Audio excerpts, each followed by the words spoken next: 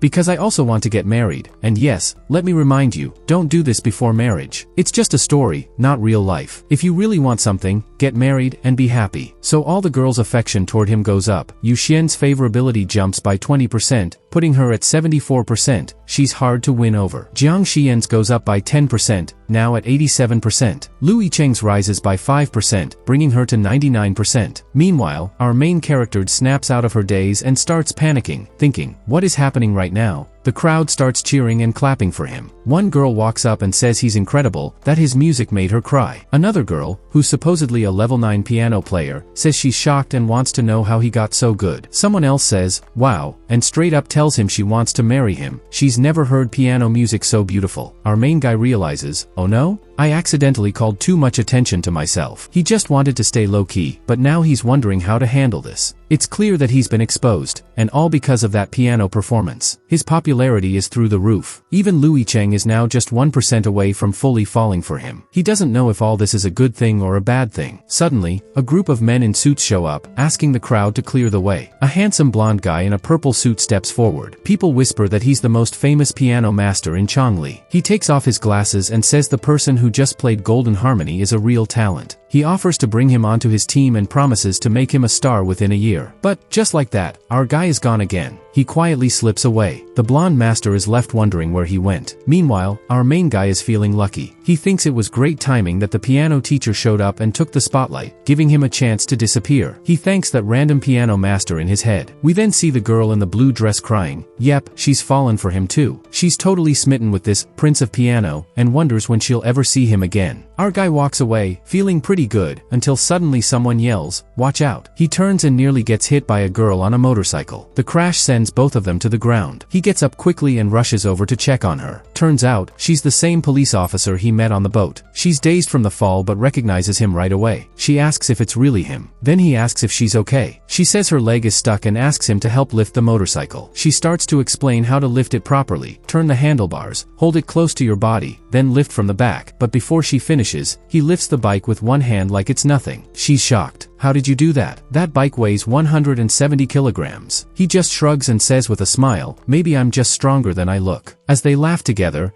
Sua notices that she has some scratches and points out that she's a bit hurt, but she calmly says it's fine. She often gets small injuries like this. She even had a fracture once, all because of her job. Our main guy still doesn't know what her job actually is. She says working part-time while trying to live a normal life isn't easy. Then she mentions she wanted to thank him properly for what he did on the cruise, but hasn't had the chance to talk to him since. She also tries to return the cruise ticket he gave her, but before she can finish, he runs off. As he's running, he shouts after him that he can just donate the money to kids in the mountains or to people in need, and says not to thank. He's a good guy. She can't figure out why he reacted that way, and honestly, neither can I. Meanwhile, our main guy is thinking about how hard she must have worked, so much that she got injured. He feels a little guilty and wonders if he's been too cold to someone who's been through so much. Still, he shakes it off and says to himself, let's just move on. But her words keep echoing in his head. He starts wondering what the meaning of his current, level 5 power, really is. He decides to go to the gym tomorrow and check it out. The next day at the gym, our guy walks in and sees it's already packed with people working out. He's surprised so many people are exercising this early and thinks it looks exhausting. As he turns around, heading toward a machine, someone nearby notices him looking at a girl and comes over. The guy asks if he finds her pretty and says confidently that he can help him talk to her. Our main guy is a bit confused but just laughs and says, don't worry, man. It's not like I'm gonna go ask for her number right now. The muscular guy puts his hand on his shoulder and poses, saying that girls like her don't go for weak guys. He says everyone should be like him. But then he adds, good news. I'm Wei Long, the gold medal trainer here. I can set up a special program just for you and help you build muscle in 3 months. It only costs 8,000 yen. Our guy politely says, no thanks, I'm good. But the trainer keeps pushing, offering 2 free trial classes first. He says, you can try it and decide after that. But our guy declines again and says he's just here to try out the machines. The trainer seems a little annoyed but says, fine, I won't bother you. I've got classes anyway. If you change your mind, just let me know. But in his head, he's clearly bitter, thinking our main guy is just broke and weak. Meanwhile, our guy walks up to a machine, unsure how to use it. He sees a white-haired girl nearby and politely asks if he can interrupt for a second to ask how the machine works. The girl, without much emotion, explains that it's a leg press machine. She says, you sit here, push this part forward, and control the weight from both sides. He thanks her, and as expected, the system activates a counterattack mission, because it's detected a new target, a pretty girl. The girl's name is Luo Bing. Her favorability towards him starts at 0%. Our guy is impressed the system picked up on her, even with her wearing a cap and mask. He wonders if the system can actually see through disguises. The system replies that as long as she's nearby, it can also detect whether someone has had plastic surgery, which surprises him even more. Then, without hesitation, our guy says he'll start with the max weight, something that catches Luobing's attention. She turns away, disappointed, thinking, yup, another rookie. He clearly doesn't know how heavy 600 kilograms is. What she doesn't realize, though, is that our guy is handling the max weight with no problem at all. She walks into another room and greets the trainer with a good morning. He tells her they're going to start with a warm-up. As she takes takes off her hat and mask. The trainer is surprised. He thinks she's really pretty and wonders if she might be a celebrity since she always hides her face. She starts doing her exercises, but the trainer makes a comment about her form and tells her to bend down lower. It seems like he's just enjoying the view more than helping. He also tells her to pull her hoodie back and asks if she feels her muscles heating up. Honestly, the only one feeling anything here is probably him. He keeps saying she should relax, and offers to help with her posture, which makes her uncomfortable. At that point, she speaks up and says loudly that his behavior is too much. The trainer, acting innocent, asks what she means and claims he's just trying to help her warm up. She tells him clearly that if the training is going to be like this, she doesn't want to continue. She politely asks for a different routine because she's not comfortable with physical contact. The trainer says okay and agrees to change her workout plan, but in his mind, he thinks he'll just make it tougher on her instead. So, he switches to an intense routine, fast stretches, push-ups, jumping jacks, lunges, and more. He keeps shouting at her not to stop, pushing her through non-stop sets. She gets really tired and finally asks if the workout is too much, suggesting they take it a bit slower. But the trainer insists that since she paid for his class, he has to make sure it's worth it, otherwise, she's just wasting her money, and his reputation as a top trainer could be affected. He keeps going, saying fitness is all about pushing limits and if she can't handle it, how can he train her? Even though she's exhausted, she stays determined and says they'll continue. Meanwhile, Luo Bing, who's been watching him from the side, thinks it's all a bit too much. She remembers how hard he's been working, hiding from her old company for 2 years, finally landing a role in a Netflix show. She knows she has to be in great shape for it. The trainer, though, is starting to get tired himself. He thinks even he wouldn't normally do this kind of extreme training. He secretly hopes she'll give up and go back to the earlier, less intense plan. But she keeps pushing herself, even as she's clearly struggling, sweating heavily, and almost out of energy. Finally, she collapses. The trainer tries to wake her up, asking if she's okay. At the same time, our main guy, who's been watching through the glass, realizes she's the girl from his recent mission. He quickly runs in and asks what's going on. The trainer gets upset and says this is a private training room and tells him to leave. Lin also comes in with Luo Bing and questions the point of a private room if someone ends up fainting in it. The trainer insists on giving her CPR, but our main guy steps in, clearly angry. He points out that her heart rate is still high and she's breathing, so why would CPR be necessary? He asks the trainer, do you even have basic common sense? The coach tells everyone to stay quiet, even though people outside are watching. The girl starts shaking, and it's clear that something's wrong. The trainer nervously says not to worry, but it's obvious he's confused and unsure how this could happen just from a workout. A girl outside yells for someone to call an ambulance. Our main character, along with Luo Bing, steps in and thinks to himself that an ambulance would take at least 15 minutes. He's worried it might be too late. He tells the system he wants to help, and the system replies that since he has reached 100% on his counterattack mission, he can now select a skill between level S and level C. It asks if he wants to browse the skill library, but he's too anxious for that. He just tells it to give him a skill that can help save her right now. The system chooses traditional Chinese medicine mastery for him. He suddenly feels a sharp pain in his head as the knowledge is downloaded into his brain. Then his eyes light up. He can now see all her energy points and blood flow clearly. He quickly figures out that her energy is off balance and her body isn't getting enough support. Without wasting time, he starts pressing different acupuncture points on her body. People around start asking what he's doing. One person says it looks like he's doing something with acupuncture to help her. Another girl asks if that even works. He looks too young to know what he's doing. But just then, the girl wakes up. The trainer is shocked. Lin quickly helps her sit up against the wall, saying she shouldn't be lying down in her condition. They help her out of the room. Someone in the crowd praises our main character, saying it's amazing that someone so young could do that. Another person says he felt helpless watching her faint and can't believe someone actually helped. Someone else says if he keeps doing things like this, he'll end up on the news. Our protagonist thanks them but calmly asks everyone not to crowd around her. She needs to rest in a cool, airy place. He helps her sit somewhere safe. Luo Bing asks if he was the one who saved her. When he nods, she thanks him, and her favorability towards him increases by 15%. He explains that her fast heart rate is what caused her to pass out. He asks if she did any intense training before this. She says yes. The trainer insisted that kind of exercise was necessary. That's when Lin looks at the trainer and says, as a professional, he should know how much training a person can handle based on their fitness level. He asks whether he made her do that workout intentionally or if it was just carelessness. People nearby start whispering,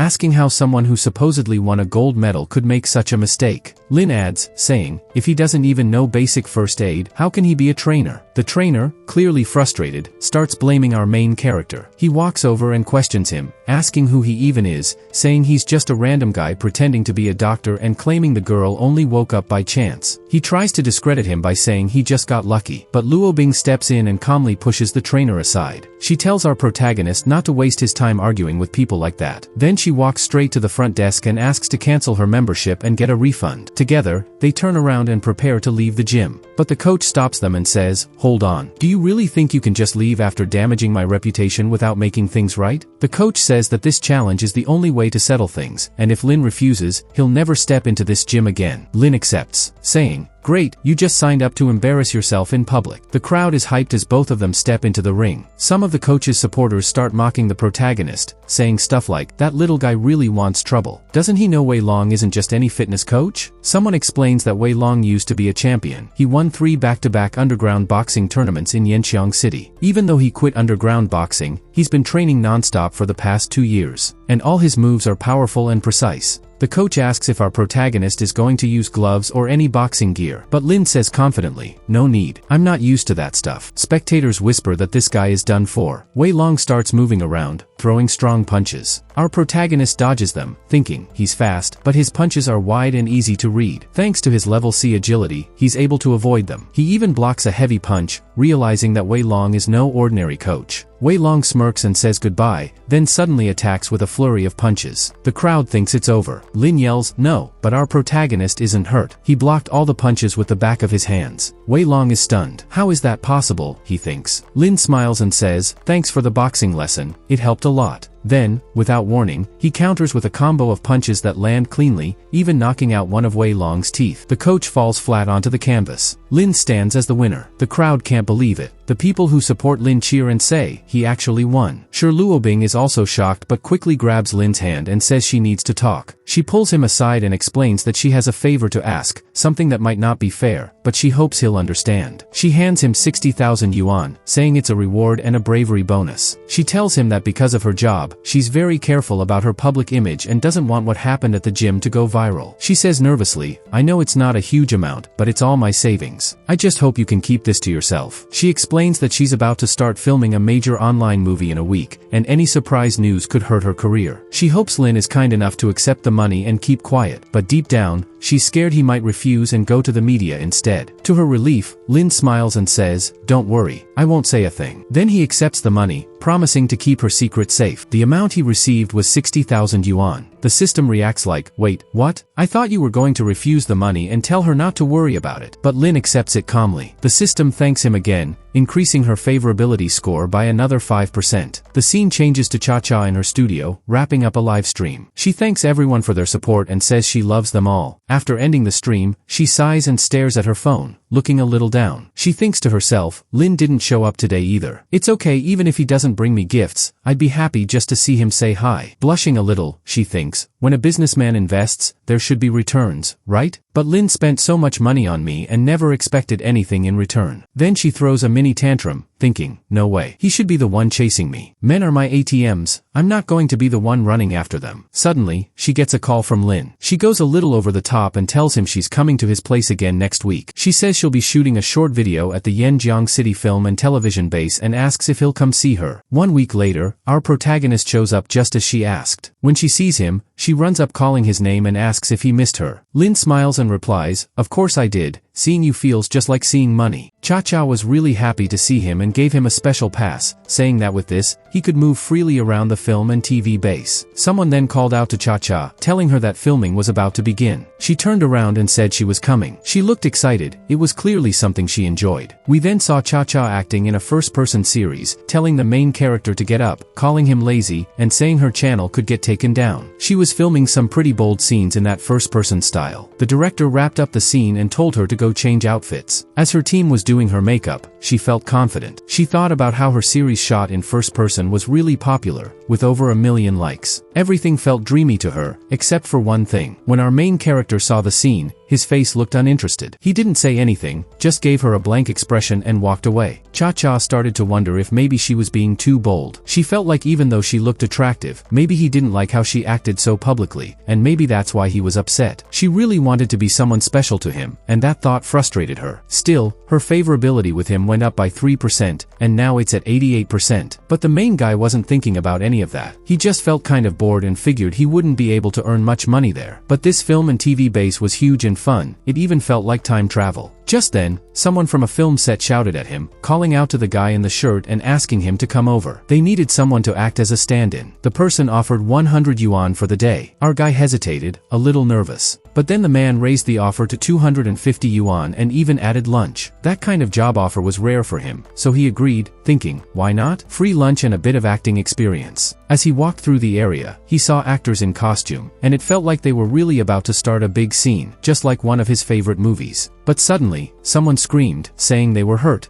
A crowd started gathering, and he saw what was going on too. He quickly said someone should call an ambulance. It turned out there was a small accident. Someone got poked by a tiny thorn from a wooden prop sword. The sword was made quickly because the real iron sword was too heavy. It wasn't anything serious, but it still caused a lot of commotion. The guy who got poked was in pain and wanted the whole thing to be over with. Then the man who hired our main guy called him over to change clothes, reminding him to follow the rules and not say anything unnecessary. He also said he'd need to sign a confidentiality agreement later. At that moment, our main guy realized something. One of the actresses he saw was her. She didn't want to be recognized, probably because she didn't want to show up in the news for something like this. So he decided to act like he didn't know her. She, on the other hand, felt relieved that he was the right person for the job, which let her focus on filming. She thought about the guy who gave her the contract, remembering how he said he saw something in her and believed she was brave. He promised to take care of the paperwork so she could focus on acting. This movie was a big chance for her to make a comeback. The male lead was a very popular star, though known to be hard to work with and not great at acting. She just hoped that wouldn't affect the overall quality. When the male lead finished getting ready and walked out, everyone noticed how handsome he was. People even said he looked like he could be a main character himself, just as good looking as top influencers, maybe even more. The boss didn't seem too happy about that, but filming continued, and the main guy started handling all the action scenes really well. The director shouted, "Cut," and was happy that they got the whole scene done in one take. A crew member walked over with someone else and said there was no need to dub the sound of the shovel hitting, then asked if he had practiced before. The director looked at the guy who hired our main character and said, "Not bad. He's got talent. The action looks solid." He also mentioned that he had another action film coming up and needed a stunt double, asking if this guy could be considered to show his face in that too. But he reminded him that the competition is tough, and if he wants to be in front of the camera, he'll need to work even harder. The guy then turned to our protagonist and told him to thank the director. He added that this movie pays 500 yuan a day for stand-ins and mentioned that before finding him, he had to choose from only one option, so they were lucky to find someone like him. Der thought to himself that not only had he used his medical knowledge to help earlier, but he was also now being seen as a skilled action performer. That really impressed him. Meanwhile, the film's progress, which had slowed down, was now back on track thanks to Lin, which caused the affection level from the crew to go up another 8%. As the filming continued,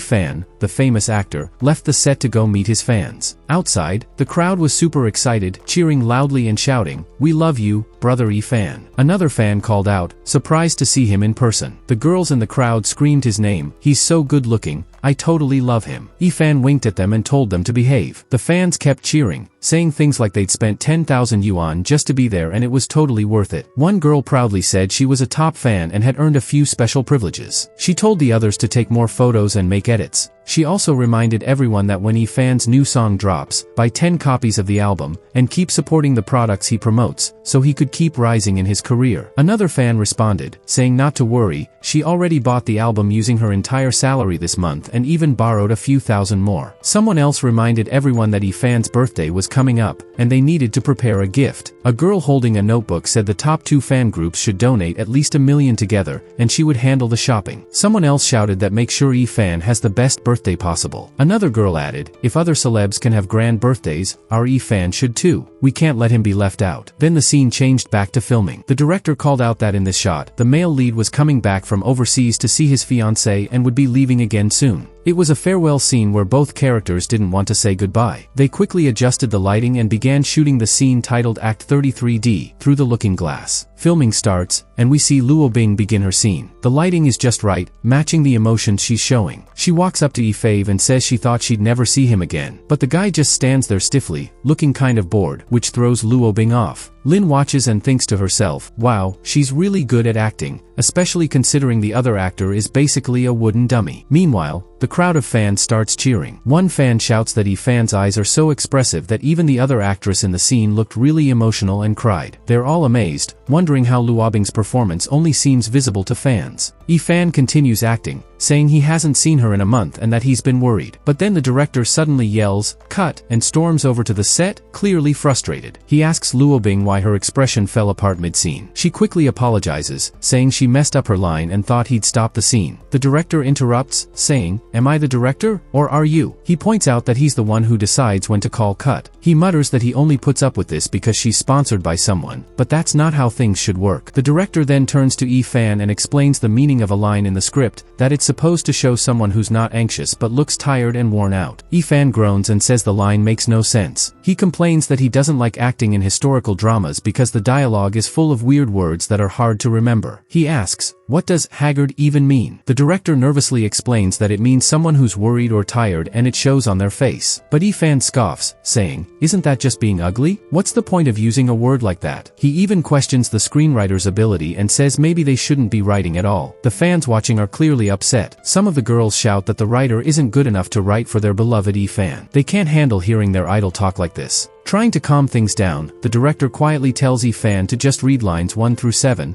and they'll record it that way. Yifan casually reminds everyone that the next scene is a hug between him and Luo Bing, asking if that's still happening. He turns around with a smug grin while Luo Bing forces a laugh. Everyone's rushing to shoot line 8, even though it didn't go well earlier. Someone jokes that the stand-in actor might split his tangerine, basically saying the scene could get messed up again. They start filming Act 33 through the mirror again. This time, Luo Bing gave a great performance. She asks Yifan why he's leaving so soon, and even cries a little, saying she doesn't want him to go. But Yifan isn't paying much attention to the emotion of the scene, he's just focused on himself. Then he steps forward and tries to reach for her hand in the scene, but it makes Luo Bing uncomfortable. She quickly pulls away from him. The director immediately yells, "Cut," and walks over angrily, asking Luo Bing what she's doing and if her hand is cramping. Nervously, she apologizes and asks if they can do another take. But the director, already irritated, tells her not to cause any more trouble since he's not in a good mood. Yifan's fans also start commenting. One says, "Wow, our boss is working so hard, he's sweating." Another adds that acting isn't easy for him, and it's clear they've had to redo the scene over and over because of Luo Bing. Some fans start to question why Luo Bing, who hadn't been active in the industry for a while, suddenly landed the female lead role. They wonder if there's some kind of behind-the-scenes arrangement going on. One even says this could spread online and damage Yifan's image. One of the fans screams excitedly, saying, "Yes, yes," over and over, confirming that they're all going to support their favorite brother Yifan. Meanwhile, Lin watching the scene quietly says he thought Luo Bing was a successful actress, so he should be rich. He didn't expect her to be dealing with so many struggles. Now, it looks like there's a lot going on behind the scenes. Back on set, Yifan complains, saying he used to think Luo Bing was super dedicated, but now she keeps avoiding him even during simple scenes. He's frustrated with how long it takes to get in costume and says it's annoying and not worth doing again. He adds that she's acting like a beginner. Luo Bing walks up to Yifan and tells him, "It's my fault. It's just that the job is tough, and the lines are hard to remember and the costumes are uncomfortable for me, but that's just part of filming." So, she asks Yifan to continue, but Yifan keeps staring at Luo Bing instead of focusing. Luo Bing responds calmly, saying that his fans support him quietly behind the scenes and that giving his best performance is the best way he can show love to them. Confident and maybe a little full of himself, Yifan agrees, saying he has tens of millions of fans who all worry about him. He says they even get concerned if he looks too tired and tells him to rest. Then he asks Luo Bing how many fans she has for all her hard work, leaving her a little speechless. Out of nowhere, Yifan yells that he's not going to continue. He says to let his stunt double do the rest, he's skilled enough anyway. He asks the director if that's okay. The director is confused by the sudden shift and doesn't quite know how to respond. Just then, the director tells Yifan not to be ridiculous and to just focus, but Yifan's manager steps in and asks the director to stop bothering him, saying Yifan needs rest. The director, clearly frustrated, snaps at the situation while Luo Bing watches with growing concern. She starts to think the project might fall apart, but our real main character jumps in, full of confidence. He steps up and says he's ready to take the lead male role and he's going in right now. The director angrily yells, asking what any of this has to do with him. He tells him to get lost and calls him a random guy off the street. Yifan and his manager both look annoyed at the interruption. The man who originally hired Lin tries to calm things down and tells him not to cause trouble, but our bold protagonist asks if Yifan isn't the one who has the final say on set. After all, Yifan just said he should play the main role. Maybe the director didn't hear that clearly? The director, now even more upset, asks again where this guy even came from and tells him to leave immediately. Luo Bing watches, looking concerned. Yifan smirks and confirms it. He says that yes, he did say the protagonist could take his role. The director turns to Yifan and asks if that's really allowed. Lin then steps forward and asks the director to hand over the script. He'll memorize all the lines. That makes Yifan burst into laughter. He can't believe what he's hearing. He laughs nonstop and sarcastically asks if this guy really thinks he's the lead now. He says, "You're really planning to film right in front of me? Just wait and see." Later, the director, now sitting down looking stressed, talks to Yifan and says, "This movie costs a lot of money. If the investors find out we're handing the lead role to someone random, it's going to be hard to explain." But Yifan brushes it off and says, "Who said anything about wasting the movie?" He asks the director if he thinks he's clueless, and reminds him to keep an eye on the fans. They're the real audience. "Director, look at Yifan's fans. You can clearly see how upset they are, like, really angry." The fans quickly start filming Luo Bing and begin complaining loudly. One of them says, "This trash dares to act proud in front of our boss?" Another says, "I'm taking a photo of her face and posting it in the fan group. Let's make sure she gets what's coming to her." Someone else adds, "We'll make sure everyone knows. Let's flood her with prank calls and splash paint on her door." The director sees all this and is clearly disturbed. Meanwhile, Yifan seems relaxed, knowing his loyal fans are handling things for him. Off camera, the lead girl meets with Lin. She gives him the script, saying it also includes the male lead's lines and asks him to understand the mood of the scene. Lin thanks her. The director is surprised and asks if she really gave the script to a stunt actor. Laughing, someone mocks her and says, "You're just an extra with barely any lines. You've been out of the industry for 2 years. Don't get too confident just because you've been cast alongside Yifan." Was she really frozen by her agency for 2 years? But then they read the script and realize it's incredibly detailed. It highlights how deeply she understands the characters, the emotions, and how to say each line. It becomes clear, she might be the only one who truly wants this movie to succeed. He steps forward confidently and tells the director, "Let's shoot this next scene." The director, annoyed, reminds everyone that he's still the one who says, "Cut, camera, and action." Then, the filming starts. In the scene, our male lead begins acting with Luo Bing. He says, "The other day, I went to the temple of the goddess of mercy to get you a peace charm. The sun's going down, it's time for me to leave." Luo Bing is surprised. He actually remembered the lines? He keeps acting, replying, "I'm afraid of the evening." He continues with, "But I'm not going to lose myself just because it's getting dark." As the scene builds, he moves in, hugs her, gently touches her hair, and says, "People with heartache remember others with heartache. How many people have lost weight this spring because of sadness?" Luo Bing's eyes start to tear up, and just as she tries to speak, he gently kisses her. It's an emotional and beautiful moment, and totally unexpected. The fans watching are stunned. "Wow, he's so charming," someone says. Even the assistant director turns to the script and asks, "Wait, was there a kiss scene?" Someone else replies, surprised, "No, but the emotion felt so real, it just worked." Everyone realizes, it was a smart move. Behind the scenes, fans start comparing his performance to Yifan's, and some even say, Yifan's acting can't compete. A girl tells them to stop making rude comments, which annoys Yifan a little. He claps slowly, saying, "Wow, great job memorizing those lines." Then he stands up and accuses the actor of using filming as an excuse to steal the spotlight and get close to the actress. He adds, "There was no kiss in the script. The only one taking advantage here is you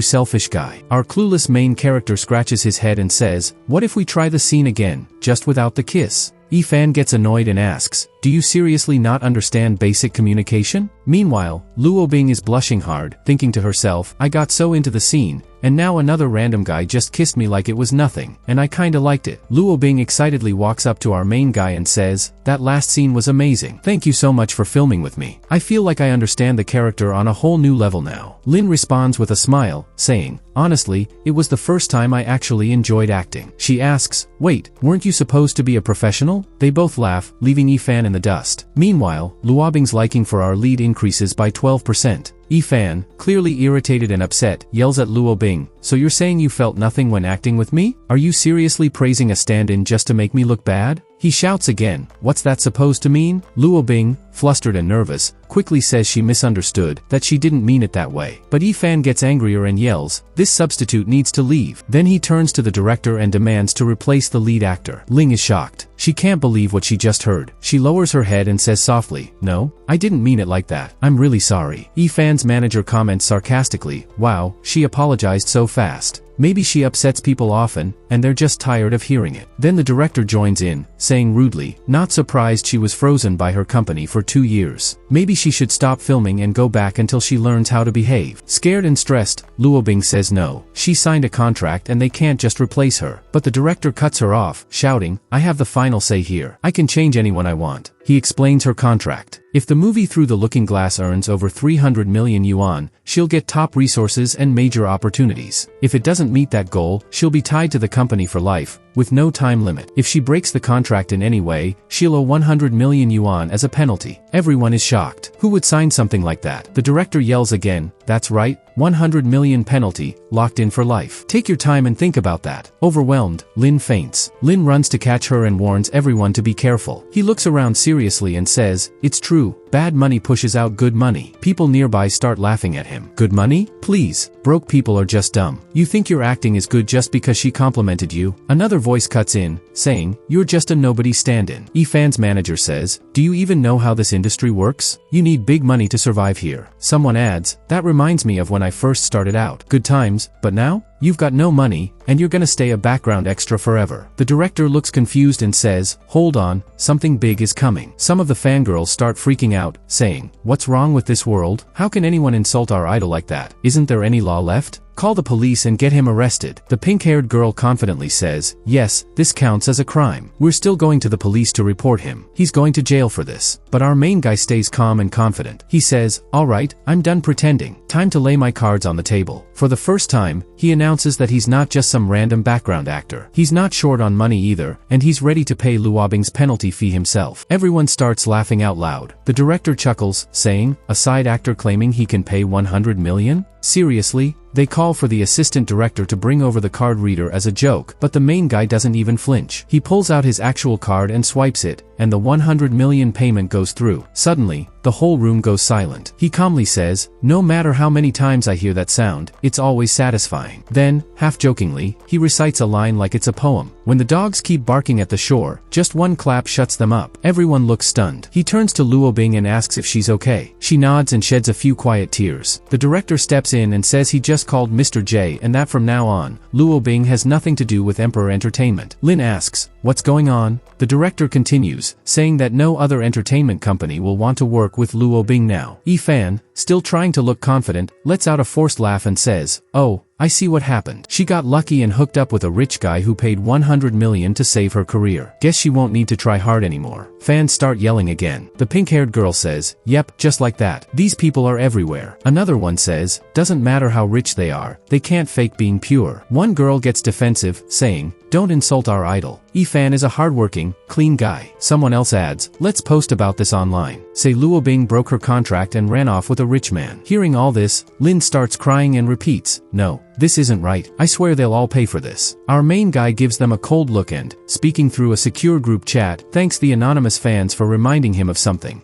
that people like them will never understand. He records a voice message for a private group called The Prince's Daughters, asking them to dig into Yifan's past and see what kind of person he really is. He says he doesn't mind spending money if it means getting real proof. The girls around him start wondering what he's doing. Someone says, he's rich, he probably has a lot of powerful connections. Another girl insists, it won't matter. Yifan is so clean, they won't find anything bad about him. But the pink-haired girl is starting to look nervous. Meanwhile, the main guy checks his phone again. In the Prince's Daughters group, someone shares that they found Mr. Spender, the CEO of Kian Chin Film and TV Company. He knows Fan has a lot of fans and attention around him, and rumors are spreading fast. He could easily tell Mr. Spender what's going on, but if he needs solid proof to actually bring Fan down, it'll take more effort. So the protagonist casually asks how big of a problem it would be. Implies that Fan is the head of the culture department at Transmedia, and taking action against him is like threatening the company's main person. It would cost a lot of money. But our guy confidently says, "I'll pay whatever it takes, and then double it. I just want help clearing up the reputation of an actress from line 18. Impressed, says, "As expected from you, Mr. Spender," and immediately agrees to handle it. He even sends a thumbs up emoji. Meanwhile, the fans around sit back like nothing's happening. Some of the girls whisper and wonder if this is all real. Luo Bing quietly thanks him for covering the penalty. She says he didn't have to do that for her and that she'll find a way to repay him. Just then, all the girls' phones start blowing up with thousands of notifications. Our confident main character smiles, already knowing what's going on. He says everything is in place. The breaking news says, Fan falsely accused Luo Bing of being financially supported by someone. On top of that, a past scandal was uncovered, one that's not suitable to explain here, but you get the idea. It also includes actual proof of the accusations. Fan, his manager, and even the director look completely shocked and speechless. Someone shouts, "No way. This can't be true. It has to be fake." Another person comments on a tattoo on the pink-haired girl's neck, saying it matches one scene in the photo. She quickly covers it, but people shout, "It's really you." Someone asks, what right did she even have to insult others when she's like this? The fans start turning on her, saying things like, "We're going to expose her." She begs them to stop, but before anything else can happen, a message pops up showing that someone took a photo of her and posted it online with the title, "Fan's fan caught in messy scandal." The post starts trending immediately. They all wonder who posted it. Then someone points at a quiet girl holding her phone. They realize the angle of the picture matches where she was sitting. Her profile even has the Fan sign. She's a fan of Fan who sneaked in just to dig up dirt on Fan. Her sisters yell, "Don't let her go," but she quickly defends herself, saying, "Wait, I actually found something even juicier." She says that the pink-haired girl had secretly taken most of the donation money that fans gave. She reveals that all the donations, whether for Fan, for charity projects, or other campaigns, were actually kept by this girl. Everyone reacts with shock and anger. They turn on the pink-haired girl fast. Trying to save herself, she says, "That's nonsense. Besides, celebrities don't even open those gifts, they just throw them aside." But no one's buying it. People start shouting that she should return all the money. Off to the side, someone comments, "Wow, these people are exposing themselves. It's more entertaining than a movie." Meanwhile, the shady boss tries to sneak away. He thinks about escaping to another city by plane. But just as he steps out, surprise, the police are already waiting for him. They calmly ask him to come with them to the office. They also bring along the manager and the woman who was involved.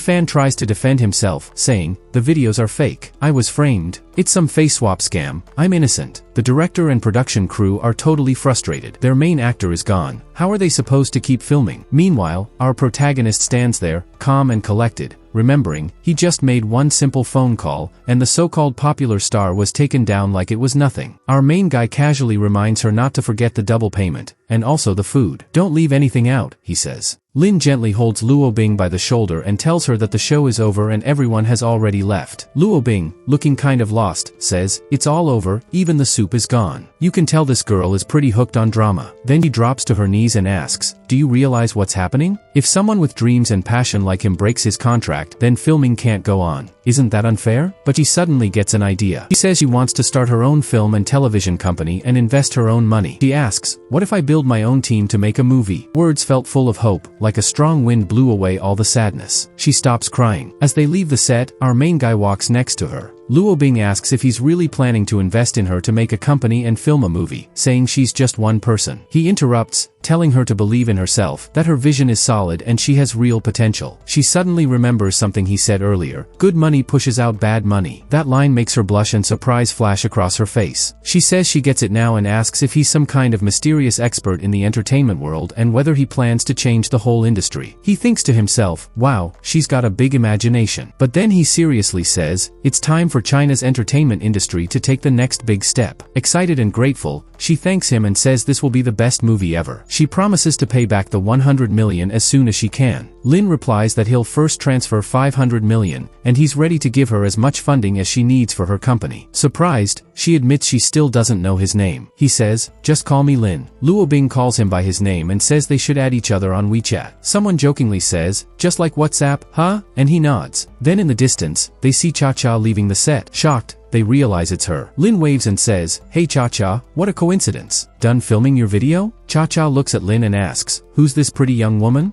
Is she a friend of yours?" Luo Bing introduces herself and says hello. She explains that she and Lin just met. Cha-Cha clings to Lin, teasing him, saying, "Wow, you must be really something. You've only known each other for an hour and you already bought her a 30 million sports car?" Our main guy rolls his eyes and thinks, "Who asked you?" but doesn't say anything. Luo Bing doesn't mind any of it. She tells him she'll draft the contract and start planning the 500 million investment right away. Cha-Cha hears this and is shocked. Wait, 500 million, she thinks. How long have she and Lin even known each other? They all start wondering why Lin is investing 500 million. Cha-Cha seems a bit nervous and asks, "What's the rush? It's already past 5. Why don't we all go have dinner together?" Our main guy says sure, he'll treat everyone. Cha-Cha, however, smiles confidently and says there's nothing wrong with it. She asks if it's not normal to have dinner with an investor, or if maybe Chilling has a problem with it. Body language clearly shows she's unsure, but eventually she agrees and says no several times, trying to play it cool. So, they all decide to head to dinner together. Cha-Cha crosses her arms and looks at the girl, wondering if this is really about an investment, or if it's a trap. She thinks to herself, is this one of those sweet-talking types who's just after Lin's money? Well, she'll have to get past me first. The scene shifts to a restaurant. Luo Bing starts chatting at the table, saying she was feeling really down earlier, but luckily met Lin. Meanwhile, Cha-Cha looks up Luo Bing's name online because it sounds familiar. Turns out, she's an actress from Line 18, and her name is trending right now. Cha-Cha reads more and finds out that Luo Bing graduated from Tianjin Drama Academy. Because of her great looks and acting skills, a bunch of entertainment companies wanted to sign her right after she graduated. Her family is well off, but she wanted to build her own name, so she signed with Emperor Entertainment in Jiang City, far from home. She's got beauty, brains, and a degree, and now she's trending too. It looks like she's on her way to stardom. Cha-Cha sighs, feeling a little down. She thinks, I'm just a barely known presenter. Then something else catches her attention, a trending video showing Luo Bing and Lin having lunch together. She's shocked. What? How did this even happen so fast? She gets really stressed. How did this woman go from just meeting him to being in a romantic scene with him, she thinks. Cha-Cha convinces herself that this wasn't just luck. This girl must have known for a while that Lin is actually Mr. Spender. And today, she played her cards right to get him to help and spend money on her. There's no way this is a coincidence, she thinks. Feeling more panicked, Cha-Cha realizes, if this keeps up, someone's going to steal Lin away from me. Scene shifts again. They finished eating and said goodbye to Luo Bing. Our main guy also tries to leave, but Cha-Cha stops him, bringing up something about some payment she still owes him. She suddenly decides to be bold. She thinks, if I like him, I need to show it. She doesn't hesitate. Our main guy doesn't seem to mind either. She smiles and tells him she's been waiting for this moment. Then she says she's booked a room so they can start a live stream. Lin, confused, asks how they can live stream while paying back money. But Cha-Cha replies, this has to be done live. She tells Lin to sit down, and then sets up her phone on a tripod. She gets on the bed and starts the live stream. Cha-Cha says, good evening, everyone, and greets her fans. People in the chat start commenting things like, she's finally here, or, my queen Cha-Cha has arrived. One fan jokes that he saved a whole week's salary just to spend it on Cha-Cha. Another says not to waste it like that. Someone else asks if she's in a hotel room. Another explains that Cha-Cha is in Chongqing to record a short video called The Boyfriend's Perspective. They ask, didn't you know she had to stay in a hotel for that? Cha-Cha tells Lin that she has something really important to say. She explains that even though they haven't known each other for long, she never expected to like him this much. She used to not believe in love, but recently she realized her heart has been full of it for a while. Our main guy starts wondering, wait, is she really confessing to me right now? Cha-Cha says it feels a little awkward to say all this. She jokes that it's a good thing humans don't have tails, otherwise, she wouldn't be able to stop wagging hers every time she's around him. Our protagonist thinks to himself, kind of surprised, like, wow, this is totally something she would say. He leans in and quietly asks her if she's not worried about confessing her love live on stream in front of her fans. She just puts a finger to her lips and signals him to stay quiet. Meanwhile, viewers in the chat start reacting. One asks, wait, who's confessing to Cha-Cha? Another guesses, it's that guy, he's her secret boyfriend. Some fans joke around saying things like, okay fine, I won't tell anyone. It'll just be our secret, and others comment that this must be part of her new series, The Boyfriend's Perspective. Some viewers say they're ready to donate their whole paycheck to support this romance. The chat goes wild. People applaud and joke that tonight's episode is just too much. Cha-Cha then looks at the camera and says, this is my first kiss. The viewers think the kiss is just for the show, but in reality, she kisses our main guy. Lin kisses her back. Cha-Cha sweetly asks what he wants from her now. The main guy blurts out that he wants to see her in stockings. She playfully teases, asking, you're really into that, huh? The fans cheer again. Then, in a cheeky moment, she stretches out her leg and lightly taps Lin's leg under the table. But really, it turns out she's just nudging a bottle on the floor, and the fans start joking in the comments, saying, that's not a bottle. Our main guy is clearly flustered, thinking, she's really good at this, how could anyone resist? He gets excited and moves closer to Cha-Cha, who tells him not to leave tonight. That little moment boosts her popularity by 5%. Suddenly, a system message appears on screen, saying her favorability rating has hit 92. It confirms she's completed the first part of her big comeback plan. He spent 332 million gold, and as a reward, 10%, which is 33.2 million yen, gets transferred to his personal account. He also gets a stat boost, all his attributes increase by 1, now reaching level 6. He's given the choice to unlock a new special skill, between driving, badminton, or tailoring. But our main guy? He's not thinking about skills right now, he just wants a snack. Disclaimer, this is purely a fictional story, made for entertainment only. Don't be influenced to hurt anyone's emotions or don't do squeezing before marriage. If you still go ahead, it's completely your own responsibility. The scene cuts to Lin sleeping peacefully after what seems to have been an intense bonding moment with Cha-Cha. He's woken up by a crunching sound. It's Cha-Cha, who's also awake and happily munching on a snack. He asks what she's doing. She explains that she was eating, but some of the cream filling from her snack spilled onto the blanket, and she was just trying to clean it up. Lin tells him to take a look at himself. He's a grown man but still eats like a little kid. She says she wants to help him, but just as she's about to say more, a phone notification goes off. He checks his phone and sees a message saying that Mr. Spender's car, the one he gave to Mengyun, is ready, and Mengyun wants to drive it for a while. They ask Lin what he thinks about that, and even mention that Mengyun misses him. At the same time, Luoyashi also texts Lin. She says she's planning to move out of her rental today and wants to shift everything to her new home. She asks if he can help. Lin replies and asks if she has a lot of stuff, saying he'll call a moving company for her. But Luoyashi responds in a flirty way, saying she also has some underwear she wants to try on for him. If he doesn't like it, she won't wear it anymore. That totally throws him off. He's surprised but also can't stop imagining it. He thinks, okay, even if it's just for this, helping her move is totally worth it. So he tells him that he needs the car and to please take him to building 18 in Namen Town. Oh, and don't forget to fill up the gas tank. The system jokes in his head that even though it's a free car pickup, it still costs gas, calling him a stingy guy for hesitating. Before leaving, Lin says goodbye to the maid, and she sends him off with a flying kiss. She tells him she'll see him after filming. Meanwhile, Cha-Cha, who's watching all this, smiles and thinks their relationship is really strong now. She even reflects on how amazing last night was. The scene shifts to building 18. Luoyashi asks Lin if it's okay to start. She only has 2 suitcases. Just then, her doorbell rings. She's confused, wondering who it could be. When she opens the door, she's surprised to see her mom and uncle standing there. Her mom says they came to visit. Luoyashi, shocked, asks, Mom? Uncle, what are you doing here? Her mom then looks at Lin and asks, who's this guy standing next to you? Luoyashi tries to keep it together and says, that's Lin. Then she whispers, asking her mom why she showed up without saying anything. Was she planning something today? Lin politely says he's just there to help Luoyashi with her move. But her mom frowns and starts thinking to herself, she might have guessed right. Her daughter's boyfriend might actually be a small-town guy. Now we get a quick flashback from a few days ago. Luoyashi had shouted at her mom that she didn't want to go on another blind date. She told her mom that she already liked someone. Her mom asked what she meant and where this guy was from. Is he from the city? Or from some small town? Luoyashi snapped back, neither. He's from Hwanyang. Her mom looked shocked and asked, wait, Hwanyang? Isn't that the countryside area next to Yan'an City? Have you completely lost it? You like a small-town guy? Then the system chimes in and informs us that Luoyashi's affection level has hit 100%. Her relationship with the main character has now officially changed. According to the system, this means she's now fully loyal to him. Luoyashi gets annoyed and shouts that she has the right to like whoever she wants. The system also notes that from now on, she'll see everything from his perspective, and she'll give her all for him, even when she's upset. Luoyashi's mom starts getting upset, saying she worked so hard to raise her daughter. She asks Lin if he even realizes how much money she spent on her college education. She says she wants her daughter to marry into a wealthy family so she can live a comfortable life. But Luoyashi, not really bothered, turns around and says she doesn't need her mom's approval. She loves Lin, and that's all that matters. She adds that he's doing well now and won't let her go through any hardship, and that her mom just doesn't understand what love is. Her mom only sees money. Shocked and angry, her mom asks if she really believes that someone from a small village can have any money at all. But Luoyashi stands firm and says she loves everything about him. Even if he doesn't have a penny, she'll still love him her whole life. Then her mom demands that she break up with him immediately. She shouts, asking if Luoyashi is really going to ignore her. But before she can say more, the memory ends and we jump back to the present. Now, the whole family is sitting together with Lin. Her mom points at him and asks, "Are you Luoyashi's boyfriend?" Then, without waiting for an answer, she tells him to leave her daughter immediately. But Lin calmly says, "I'm not her boyfriend." That just makes her mom even more angry. She turns to her daughter and yells, "So this is the guy you picked? You can't even admit it?" Luoyashi then holds on to Lin and says, "When did I ever say he was my boyfriend? I'm not even good enough for him." Her mom is on the verge of losing it, totally confused by what she's hearing. Her mom asks if she's lost her mind. With her grades, she could get any rich guy. How could she fall for someone from the countryside? She grabs Luoyashi by the arm, but Luoyashi pulls away and tells her to stop. Her uncle steps in and tells her mom to calm down and ask questions before jumping to conclusions. But her mom snaps back, saying, "What else is there to ask?" Then the uncle walks up, looks at Lin, and casually says that he seems like a good-looking guy. He jokes that he's pretty attractive, and it's not surprising Luoyashi likes him. After all, what girl doesn't like a handsome guy? But then he adds that everything should be done the right way and asks if Lin would mind answering a few questions so they can get to know him. Lin says he's okay with that. The uncle then asks what his parents do. Lin replies that they have regular jobs. When asked if he himself has a job right now, he says no, not yet. Then he's asked if he has a stable income, and again, he says no. So the uncle says, "Well, then I guess your parents must have bought you a house and a car, right?" But Lin says no, they didn't. The mom instantly snaps, saying, "So basically, you've got nothing?" The uncle then says, "Yup, this guy has nothing, no job,